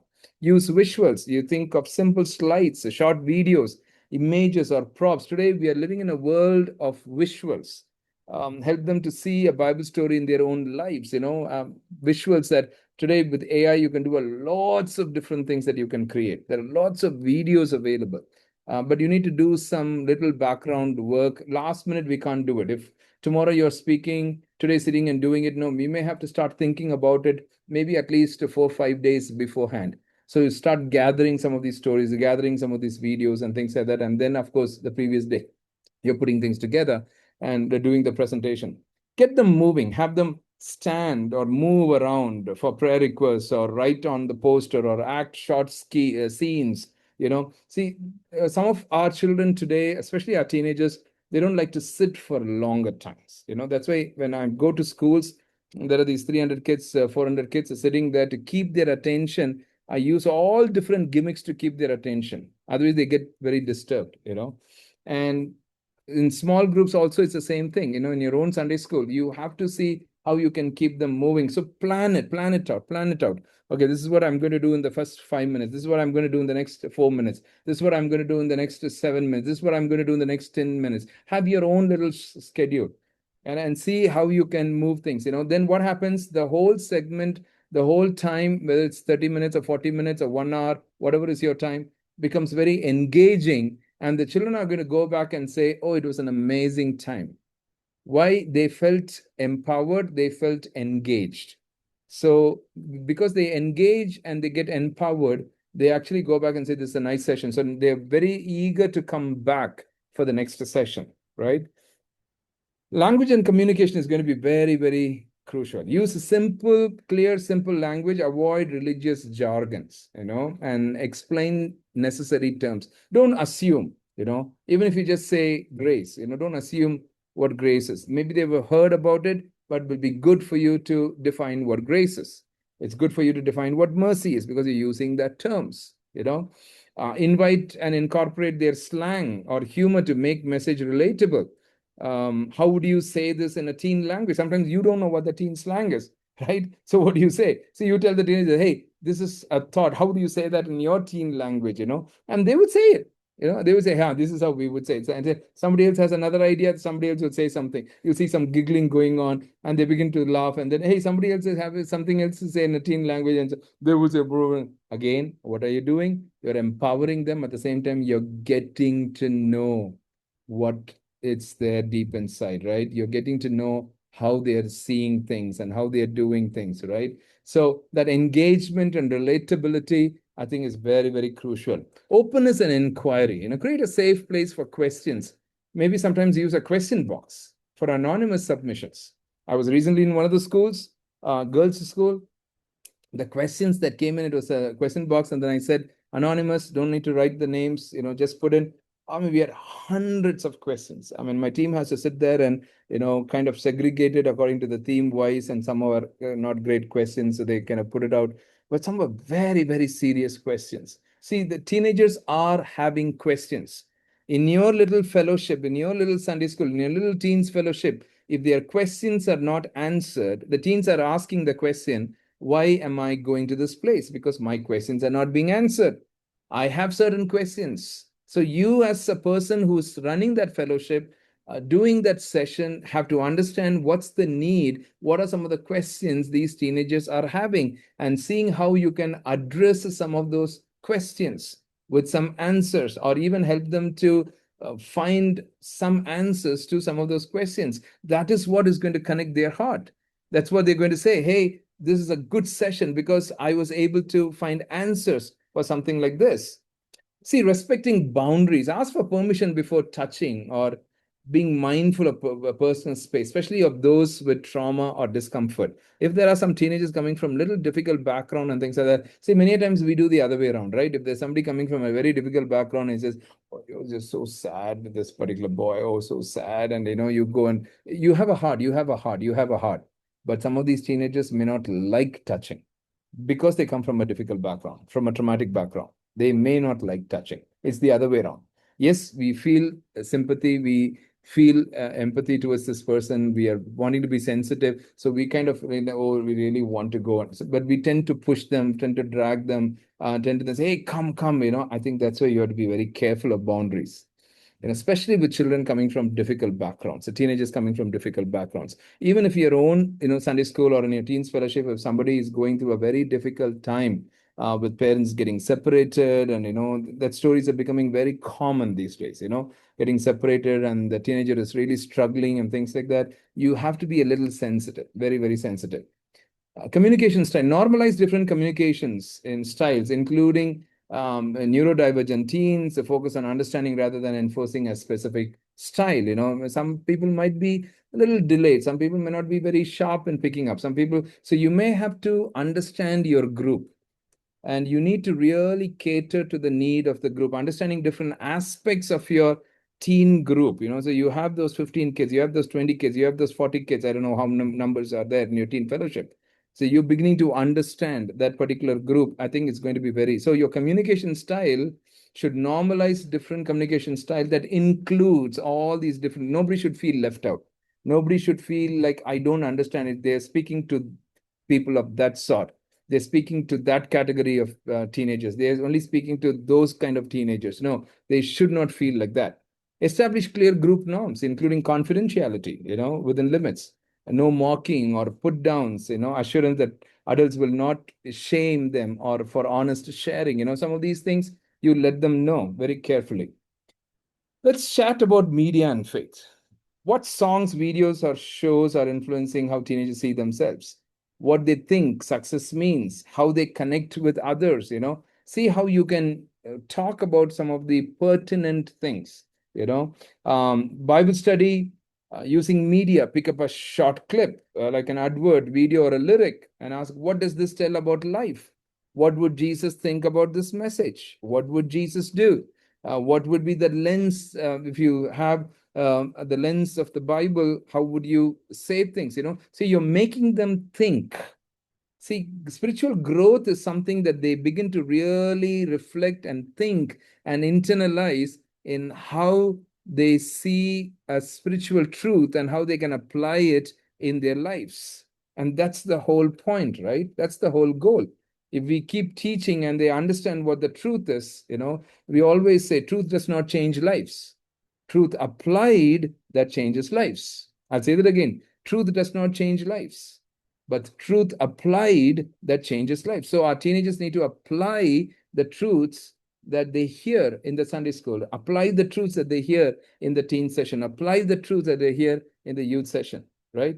Suggest tech boundaries as spiritual practice. Think about tech-free prayer time. Put phones away during lessons, or taking screen breaks to think about things. Challenge them. Challenge them and say, "Hey, why don't you do a small break, and how it is, and maybe share your own stories, and how maybe share another teenager sharing, saying, 'Hey, I took a break. I now take a break.'" I remember one of the teenagers saying this recently in one of the conversations, and the teenager said, saying, "I don't open my phone on from Friday evening to about Saturday evening. I just give a break. I don't open my phone. I don't switch on my phone. You know." And they heard from another teenager, and they were like, "Oh my goodness! Oh, you don't do that. What do you do?" And things like that. And then these are things that I do. These are things I do. These are things I do.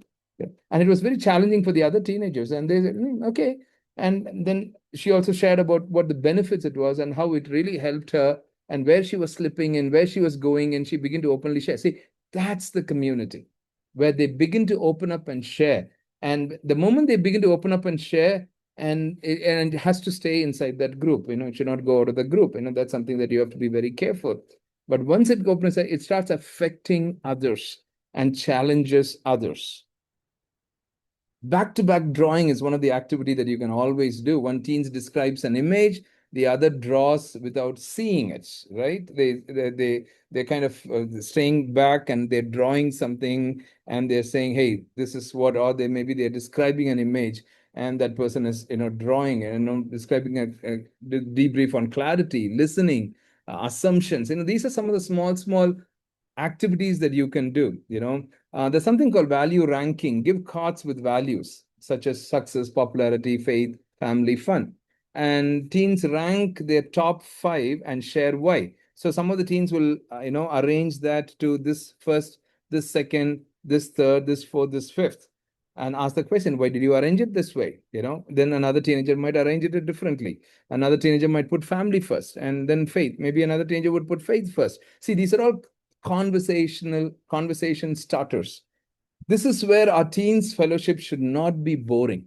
It should be a time where the teens are very excited and exploring and beginning to find and getting involved. There's something called an affirmation circle. Each teen writes one encouraging sentence for another.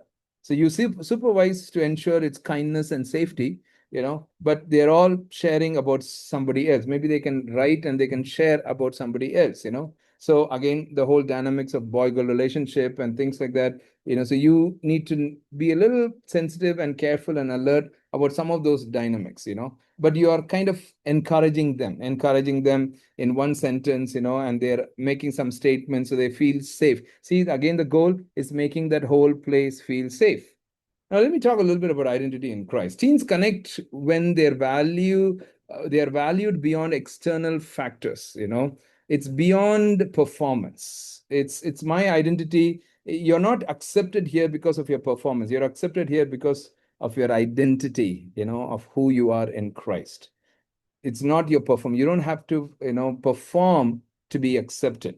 So you create a safe and environment of spiritual struggles, encourage honest confession and grace-filled responses, of how we begin to talk and share. They might make some mistakes. They might do certain things, and how we begin to really share and talk.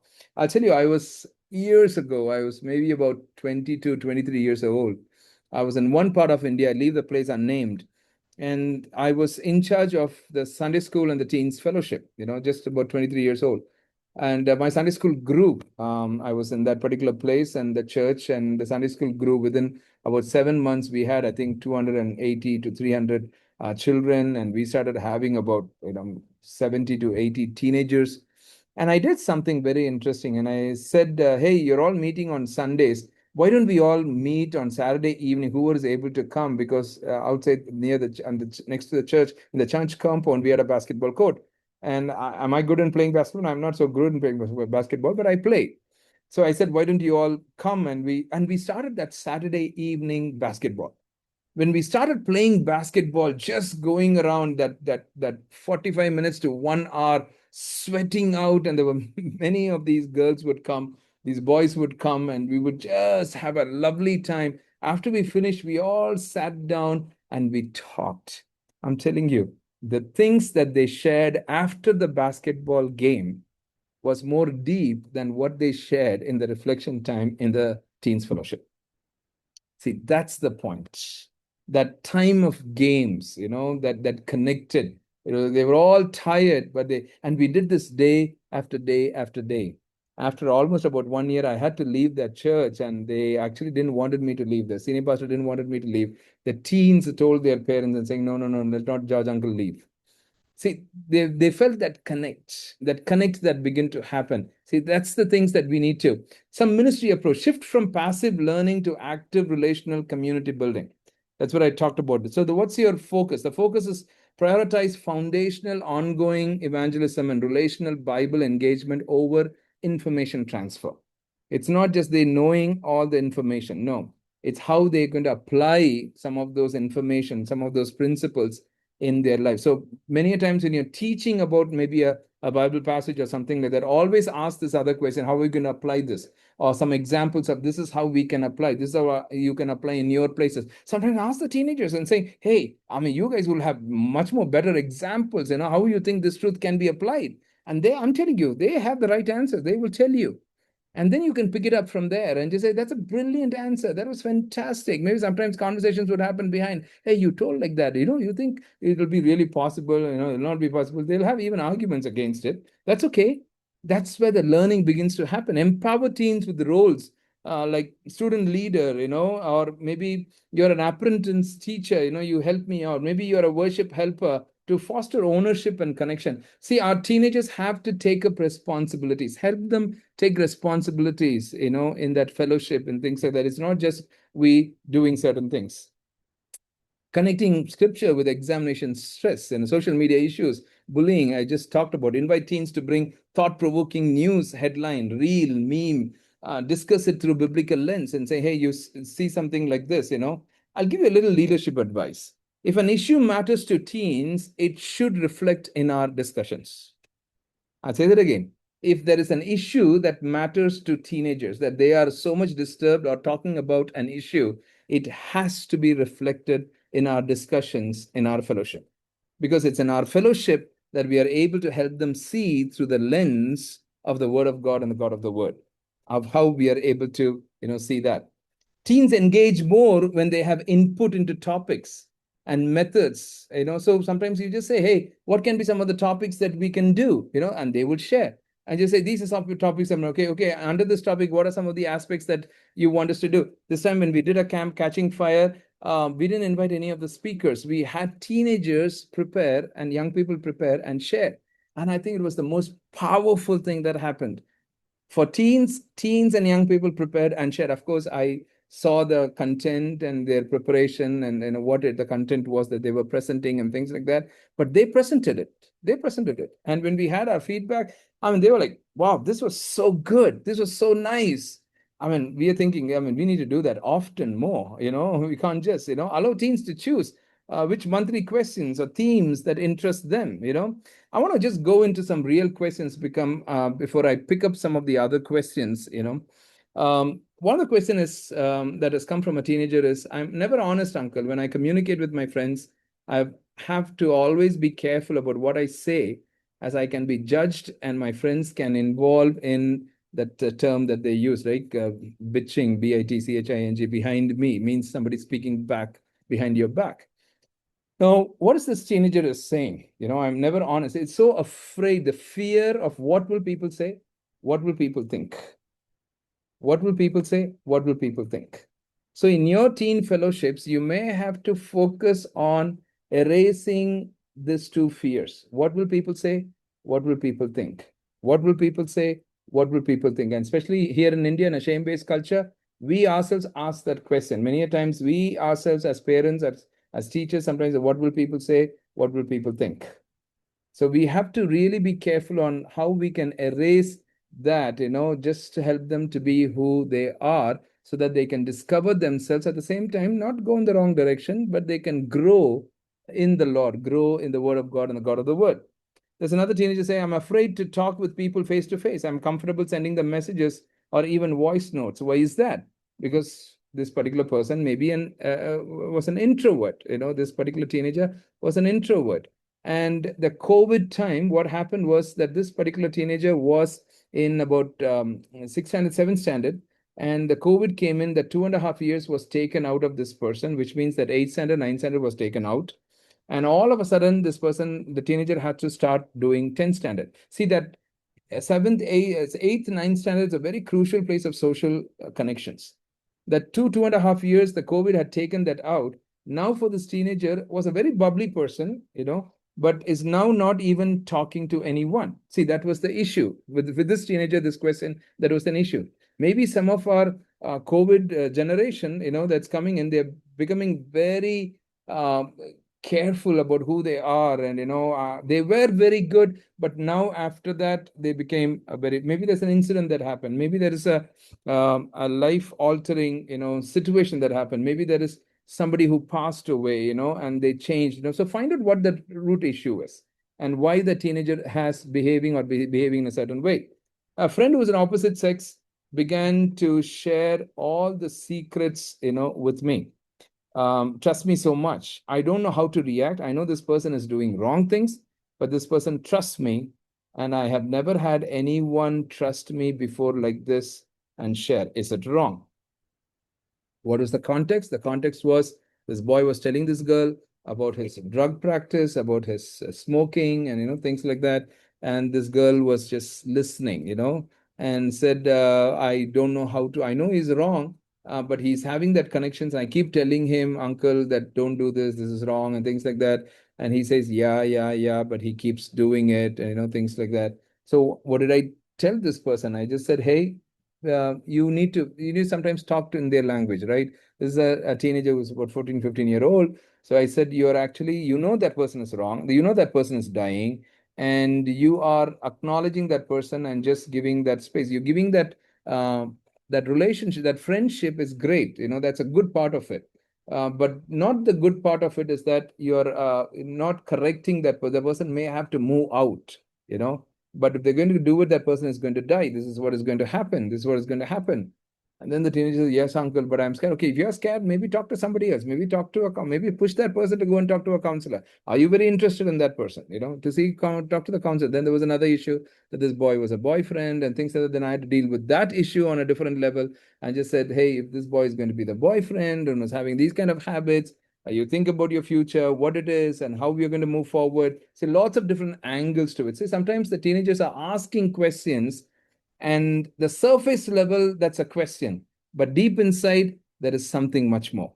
See this last question. I love chatting with strangers whom I do not know. I feel safe as I do not know them and they don't know me. Is this wrong? Today, there are several teenagers who are doing this. Why? Because they don't know me, and I know, I don't know them, so I can share anything, whatever it is. They don't know who that person is, what the person is, and it's quite dangerous. And I've dealt with a lot of cases on how that conversations have gone in a very different way, and how they have taken screenshots and shared it in other social media circles and things like that. Very dangerous, very dangerous. It's in this context where lots of teenagers these days are sending nudes to each other. It's always like this. The boy says, if you really love me, you will send me a nude. The child sends the nude, and then that girl feels very bad about sending that nude. And recently also I was dealt with an issue where that boy had taken this and sent it to all his friends. Now, please understand this. What was for the boy? For the boy is like, I captured. That's the boy's mentality, right? I captured. See, that girl, she sent me. For a long time, she didn't send it, but she sent. So he sent it to all his friends and said, see, I captured. But for a girl, it was from a different perspective. The girl was like, I trusted. I trusted you. I completely trusted you. And that's why I sent, though I was not at all comfortable, but I sent. See, there are different places, how we begin to talk to some of the teenagers. Today, I believe this very, very strongly. If you're someone working with teenagers, you are not just a teacher, you also need to become a counselor. You also need to become somebody who counsels and mentors and talks, because there are lots of questions. If they start trusting you, they will ask questions with you. That's the whole place where we're going in, right? Okay, there are a lot of questions that has come in. Let's pick it up.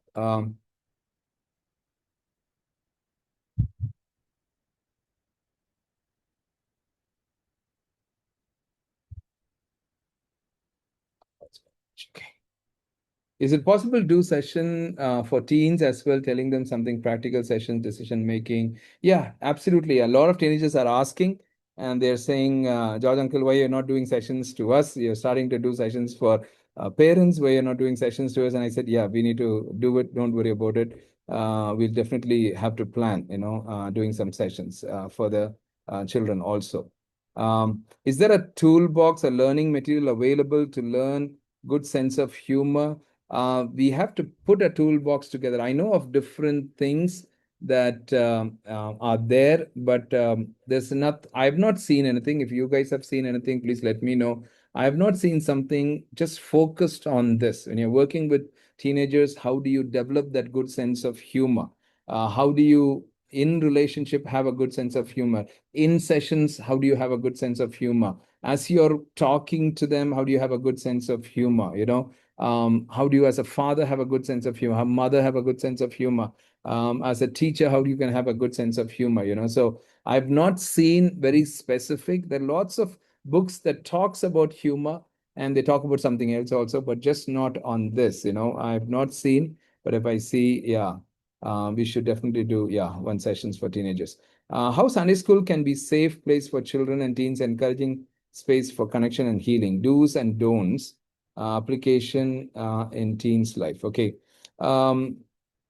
This is a very big question. It's a very, very big question, but we should do probably a session on this. But here I will just answer this in two lines.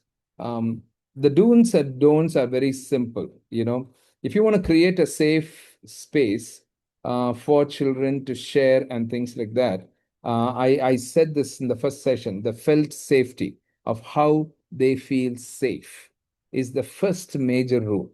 The first major rule. That's the do, how you are able to make them feel safe with you, make them feel safe in the environment, make them feel safe in the class, make them feel safe with the content, make them feel safe in the context, make them feel safe in that church space, make them feel safe. I think that's the good thing. The don'ts, I would say, anything that kind of scares them or brings fear or helps them to withdraw or shy away because they see some threat. So we always say getting scared or having that fear or seeing a threat is something that will not be an encouraging space for connection. They should not see any threats. They should not see any place of fear. There's two simple things that I would say. It is a very big topic to talk on. Maybe if you're put in as a topic that we need to talk on, maybe we should talk on a topic like this. It's very helpful. Okay, these are all some of the, yeah. What if teens' parents are non-believers? Many teens come to our church, but we don't know what they are experiencing at home. In such cases, does building a relationship with the parents play a bigger role, or can Sunday school teachers and church mentors have an equally significant impact? Yes and no. Yes, you can have an equally significant impact, but they're also going back to a space where there are other. Please understand this. This is the principle. Let me wear my hat of psychology here. Attachment comes orientation. Whom they're attached to, they begin to see. To whom the way to whom they're attached to, they're seeing the world through their attachments. They're attached and their orientation comes. The way they see the world is with their attachment. How they're attached to whom they're attached, that's how they see the world. So your attachment can help. I've seen a lot of cases where the children are very eager and they're attached and they begin to learn. We know of one boy right now that we're dealing with who's attached, coming from a very difficult background, but he's getting attached to a certain my children and starting to see things in a certain way. So it does help. It does help, you know. So if you're having some place of that connection, you should continue to keep that connection going. There's nothing harm in talking to the parents also. At the end of the day, if they can also come to know the Lord, I mean, that's a beautiful thing, you know. How can the church intentionally support, disciple, and include teens from non-believing families so they also feel valued, grow in their faith? I think from non-believing families, I think to creating a safe space. You know, see the example that I gave you about that basketball a game that we had every Saturdays in that church that I was in, that part of India. See spaces like that, maybe a snooker table, maybe a pickleball game, maybe a cricket game, maybe something that they will come in. They will come very eagerly for that. And then you're able to really connect with them, you know, of how it is. Is there a course to become a counselor? We're living in a world of Udemy and edX and Coursera. There are so many courses available. What is your need? You just need to see and do some course. Do some course. It'll really be helpful. We are also thinking of one of the professional thing that we want to do. We want to really see what strategies can help teachers remain dedicated and consistent in their teaching in Sunday school. I would not use the word, okay, maybe if there's a topic that we want to talk about, we can talk about because it's a very big topic. Strategies can help teachers remain dedicated and consistent in their teaching. So it's all focuses on what's the purpose and what's the passion, how to fuel the purpose, how to fuel the passion, and what is the context of where that purpose and passion can grow to that place, you know, of being very fruitful, you know, and what can be some of those priorities, you know. So those are things that we would put in. What advice to be given to a teenager who are attracted to each other and want to be in relationship, or how to address teenagers who are already in relationship, you know. See, relationship is a very, very dicey thing because if the teenagers get into the relationship, it's very difficult to get them out of the relationship. So our goal is not to get them out of the relationship.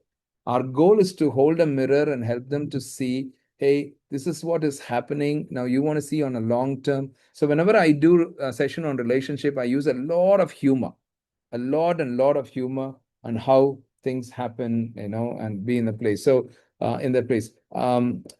Manju, are you there? You want to add something to this? I think you have said it. Relationship is something very important. And for the kids, especially young people, they have to be careful. Come and attend George Uncle's special session on relationship. Yeah, I do a lot of session on relationship and use a lot of humor. When you're talking about relationship, you need to use a lot of humor. You need to have a lot of anecdotes. You need to have a lot of stories. Sometimes it's logical, you know, that logic that you need to bring in. How much ever you bring the logic, they will try to get from a different place, you know. So, and these days I said them saying, hey, there's nothing wrong in relationship. Just delay it a little bit and wait for the right age. Wait for the right time. Here I bring about the brain development, at what age the brain is developed. So with your brain of a 19-year-old or 18-year-old or 13-year-old, you're saying this is the person, but your brain development is going to grow, your maturity is going to grow, then you're going to change, your perspective is going to change, the way you see things is going to change. And so I use a lot of logic and reasoning there. And, I have, I think, over 20 to 30 different sessions, you know, in a place. Here, there's another question. Yesterday at a church, a Sunday school teacher snapped at a group of kids publicly while they were in practice. It brought down the morale of the kids, how to better deal with situations like this. They are kids at the end of the day. We can't always expect them to be quiet and well behaved 24/7. I think you've got it right. Maybe go connect with them and probably say, hey, on behalf of them, I'm saying sorry. I mean, she would have said the right thing, but I think because you guys were making a little noise and things like that, maybe that person would have got, you know. So keep that connection. Maybe you are, as one of the teacher, sees things very differently. Maybe they see things very differently. Maybe you are able to connect with the children, see what you can do from your place, you know, of how it is. I think those are some of the things where I would always say for teachers, restrict yourself and see how you can not snap out. A teenager parent hold back correction, fearing the disconnect, and express their helplessness to Sunday school teachers. What role does a Sunday school teacher play? See, this is where now it has gone to the other extreme, right? Because they feel like there's going to be a disconnect, so they don't correct. So they're doing nurturing, nurturing, nurturing. We need both structure and nurture. Sometimes it's just the structure alone is not going to help, but we need nurture also. Sometimes nurture alone is not going to help, we need structure also. So maybe explain it to that parent saying, hey, boundaries make the children feel safe. Manju, would you like to add something to this? What we believe is the primary is parents. Parents need to connect with the children.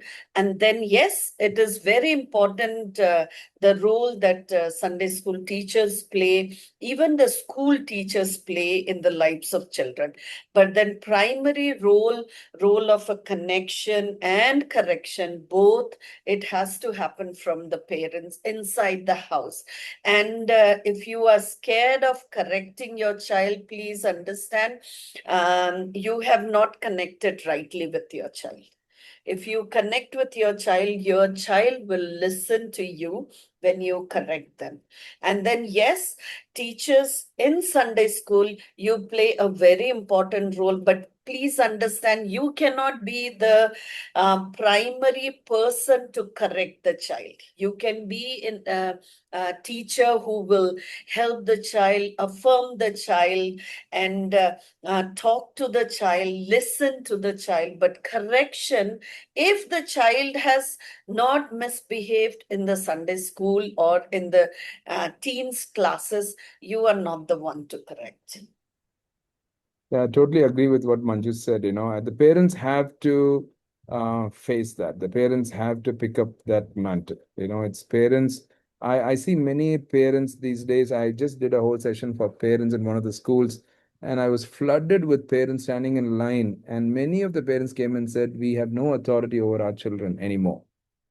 Our children are the ones in authority. They tell us what to do. One parent, one husband and wife were crying and saying, we even go out to have food, and our son tells us what to order, what not to order, what we can eat, what we cannot eat. And they said something very interesting. He even after we finished eating, he orders the same dish again, and he would say it's my right to order again. And he doesn't finish that again, but he says you need to pay. So I said here there's a deep, aberration that has happened.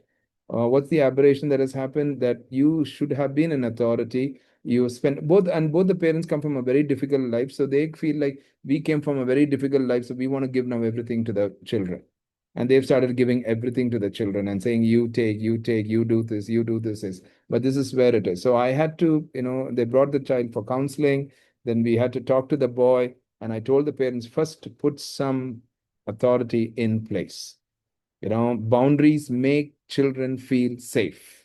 Boundaries are good, and rules are good, but not too many. That's another extreme, right? Some people have too many rules, boundaries, too many boundaries that as the Bible says, they exasperate your children. Don't exasperate your children.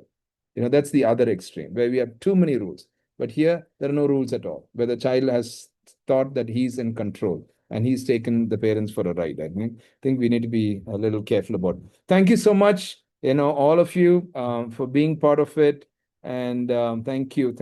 And may the Lord really bless you. We will let you know when it's going to be the next one in August around the same time. We took a lot of different polling things for the timing. I think that Sunday evening, that 4 to 6, I think is the right time. Many people, about at least 80 to 90% of the people feel that's the time. It's much easier to quickly finish it. No other days, they are not able to give that time. Even on Sundays afternoon, they want to rest and things like that. So evening, again, they don't want to keep it late after 6 o'clock because then there are lots of things that are happening, things like that. So we will keep you informed. We will keep you informed. May the Lord really, really bless you. Reach out to us anytime and how we want to do it. I know some people have left, but I want to put something. You can take a screenshot of this. We have just got our toll-free number. and we have counselors ready to counsel anybody. You take a screenshot of this. If you want to, get help, you can call this toll-free number. It's every day from 10 a.m. to 8 p.m. It's even for parents and teachers. Take a screenshot. Then our team would be able to answer some of the calls, and they'll be able to, in any way, if there's any help needed, even for a child, even if the child is in another city, another place, they can do WhatsApp video calls, they can do Zoom calls, and they'll be able to do it. So please feel free to call this toll-free number, and we are very grateful to the Lord for this toll-free number. And I want to just finish by just saying this. A lot of things that we are doing, like for the Zoom, we have to pay for the Zoom, we have to pay for the toll-free number. So we also have a lot of expenses, but we didn't want to charge people because we just said, okay, we'll do it free. It'll be a benefit of the church. But if you're someone who's willing to donate and things like that, please feel free. Anything that you give would help us to do what we are doing. May the Lord really help you guys, lead you guys. That's why we don't force, we don't ask, but we are in need. As a team, we are in need. And for us, we have a lot on our plate. We want to do a lot of different things, but sometimes our funding is very, very limited. May the Lord, lead us, pray for us. And thank you so much. Thank you so much. And let me just close this in prayer. Lord, I just want to pray for my brothers and sisters who are here at this time. Pray that you would help them, guide them, lead them, coming from difficult backgrounds, different backgrounds. And Lord, I pray that you will give them wisdom. Every context is so different. Every family is so different. Every dynamics inside a family between a husband and wife, children and the parents are so different. And I pray that you will give them wisdom. Thank you for all of them being here, and thank you for giving us a privilege. And I really want to thank my team, Jonathan, Kiran, Puneet, Dheeraj, Muthu, and Puneet, every one of them who are there at the background, my wife who was here, to just able to do this session, Lord. But thank you for this honor. Thank you for this privilege. Many times we are wanting to do things, but you have given us the privilege that we are able to do this, Lord. Continue to bless all our brothers and sisters, Lord, with everything that they are involved in any way that they have to deal with a difficult situation. I pray for wisdom again. Give them wisdom. In Jesus' name we pray. Amen. Amen. Thank you. And I really want to thank my team, Jonathan, Puneet, and Dheeraj, Muthu. Thank you so much. And my wife, thank you so much. Thank you for being at the background and doing things. God bless you guys. God bless you. God bless you. God bless you. Thank you. Thank you. Thank you, Brother Philip. Thank you so much. Yeah. Thank you. Thank you. Thank you, Sister Jennifer. Yeah. Thank you, Chandan. Thank you. Thank you. Thank you so much. Thank you, Sister Nessie. Thank you. Thank you. God bless you. God bless you.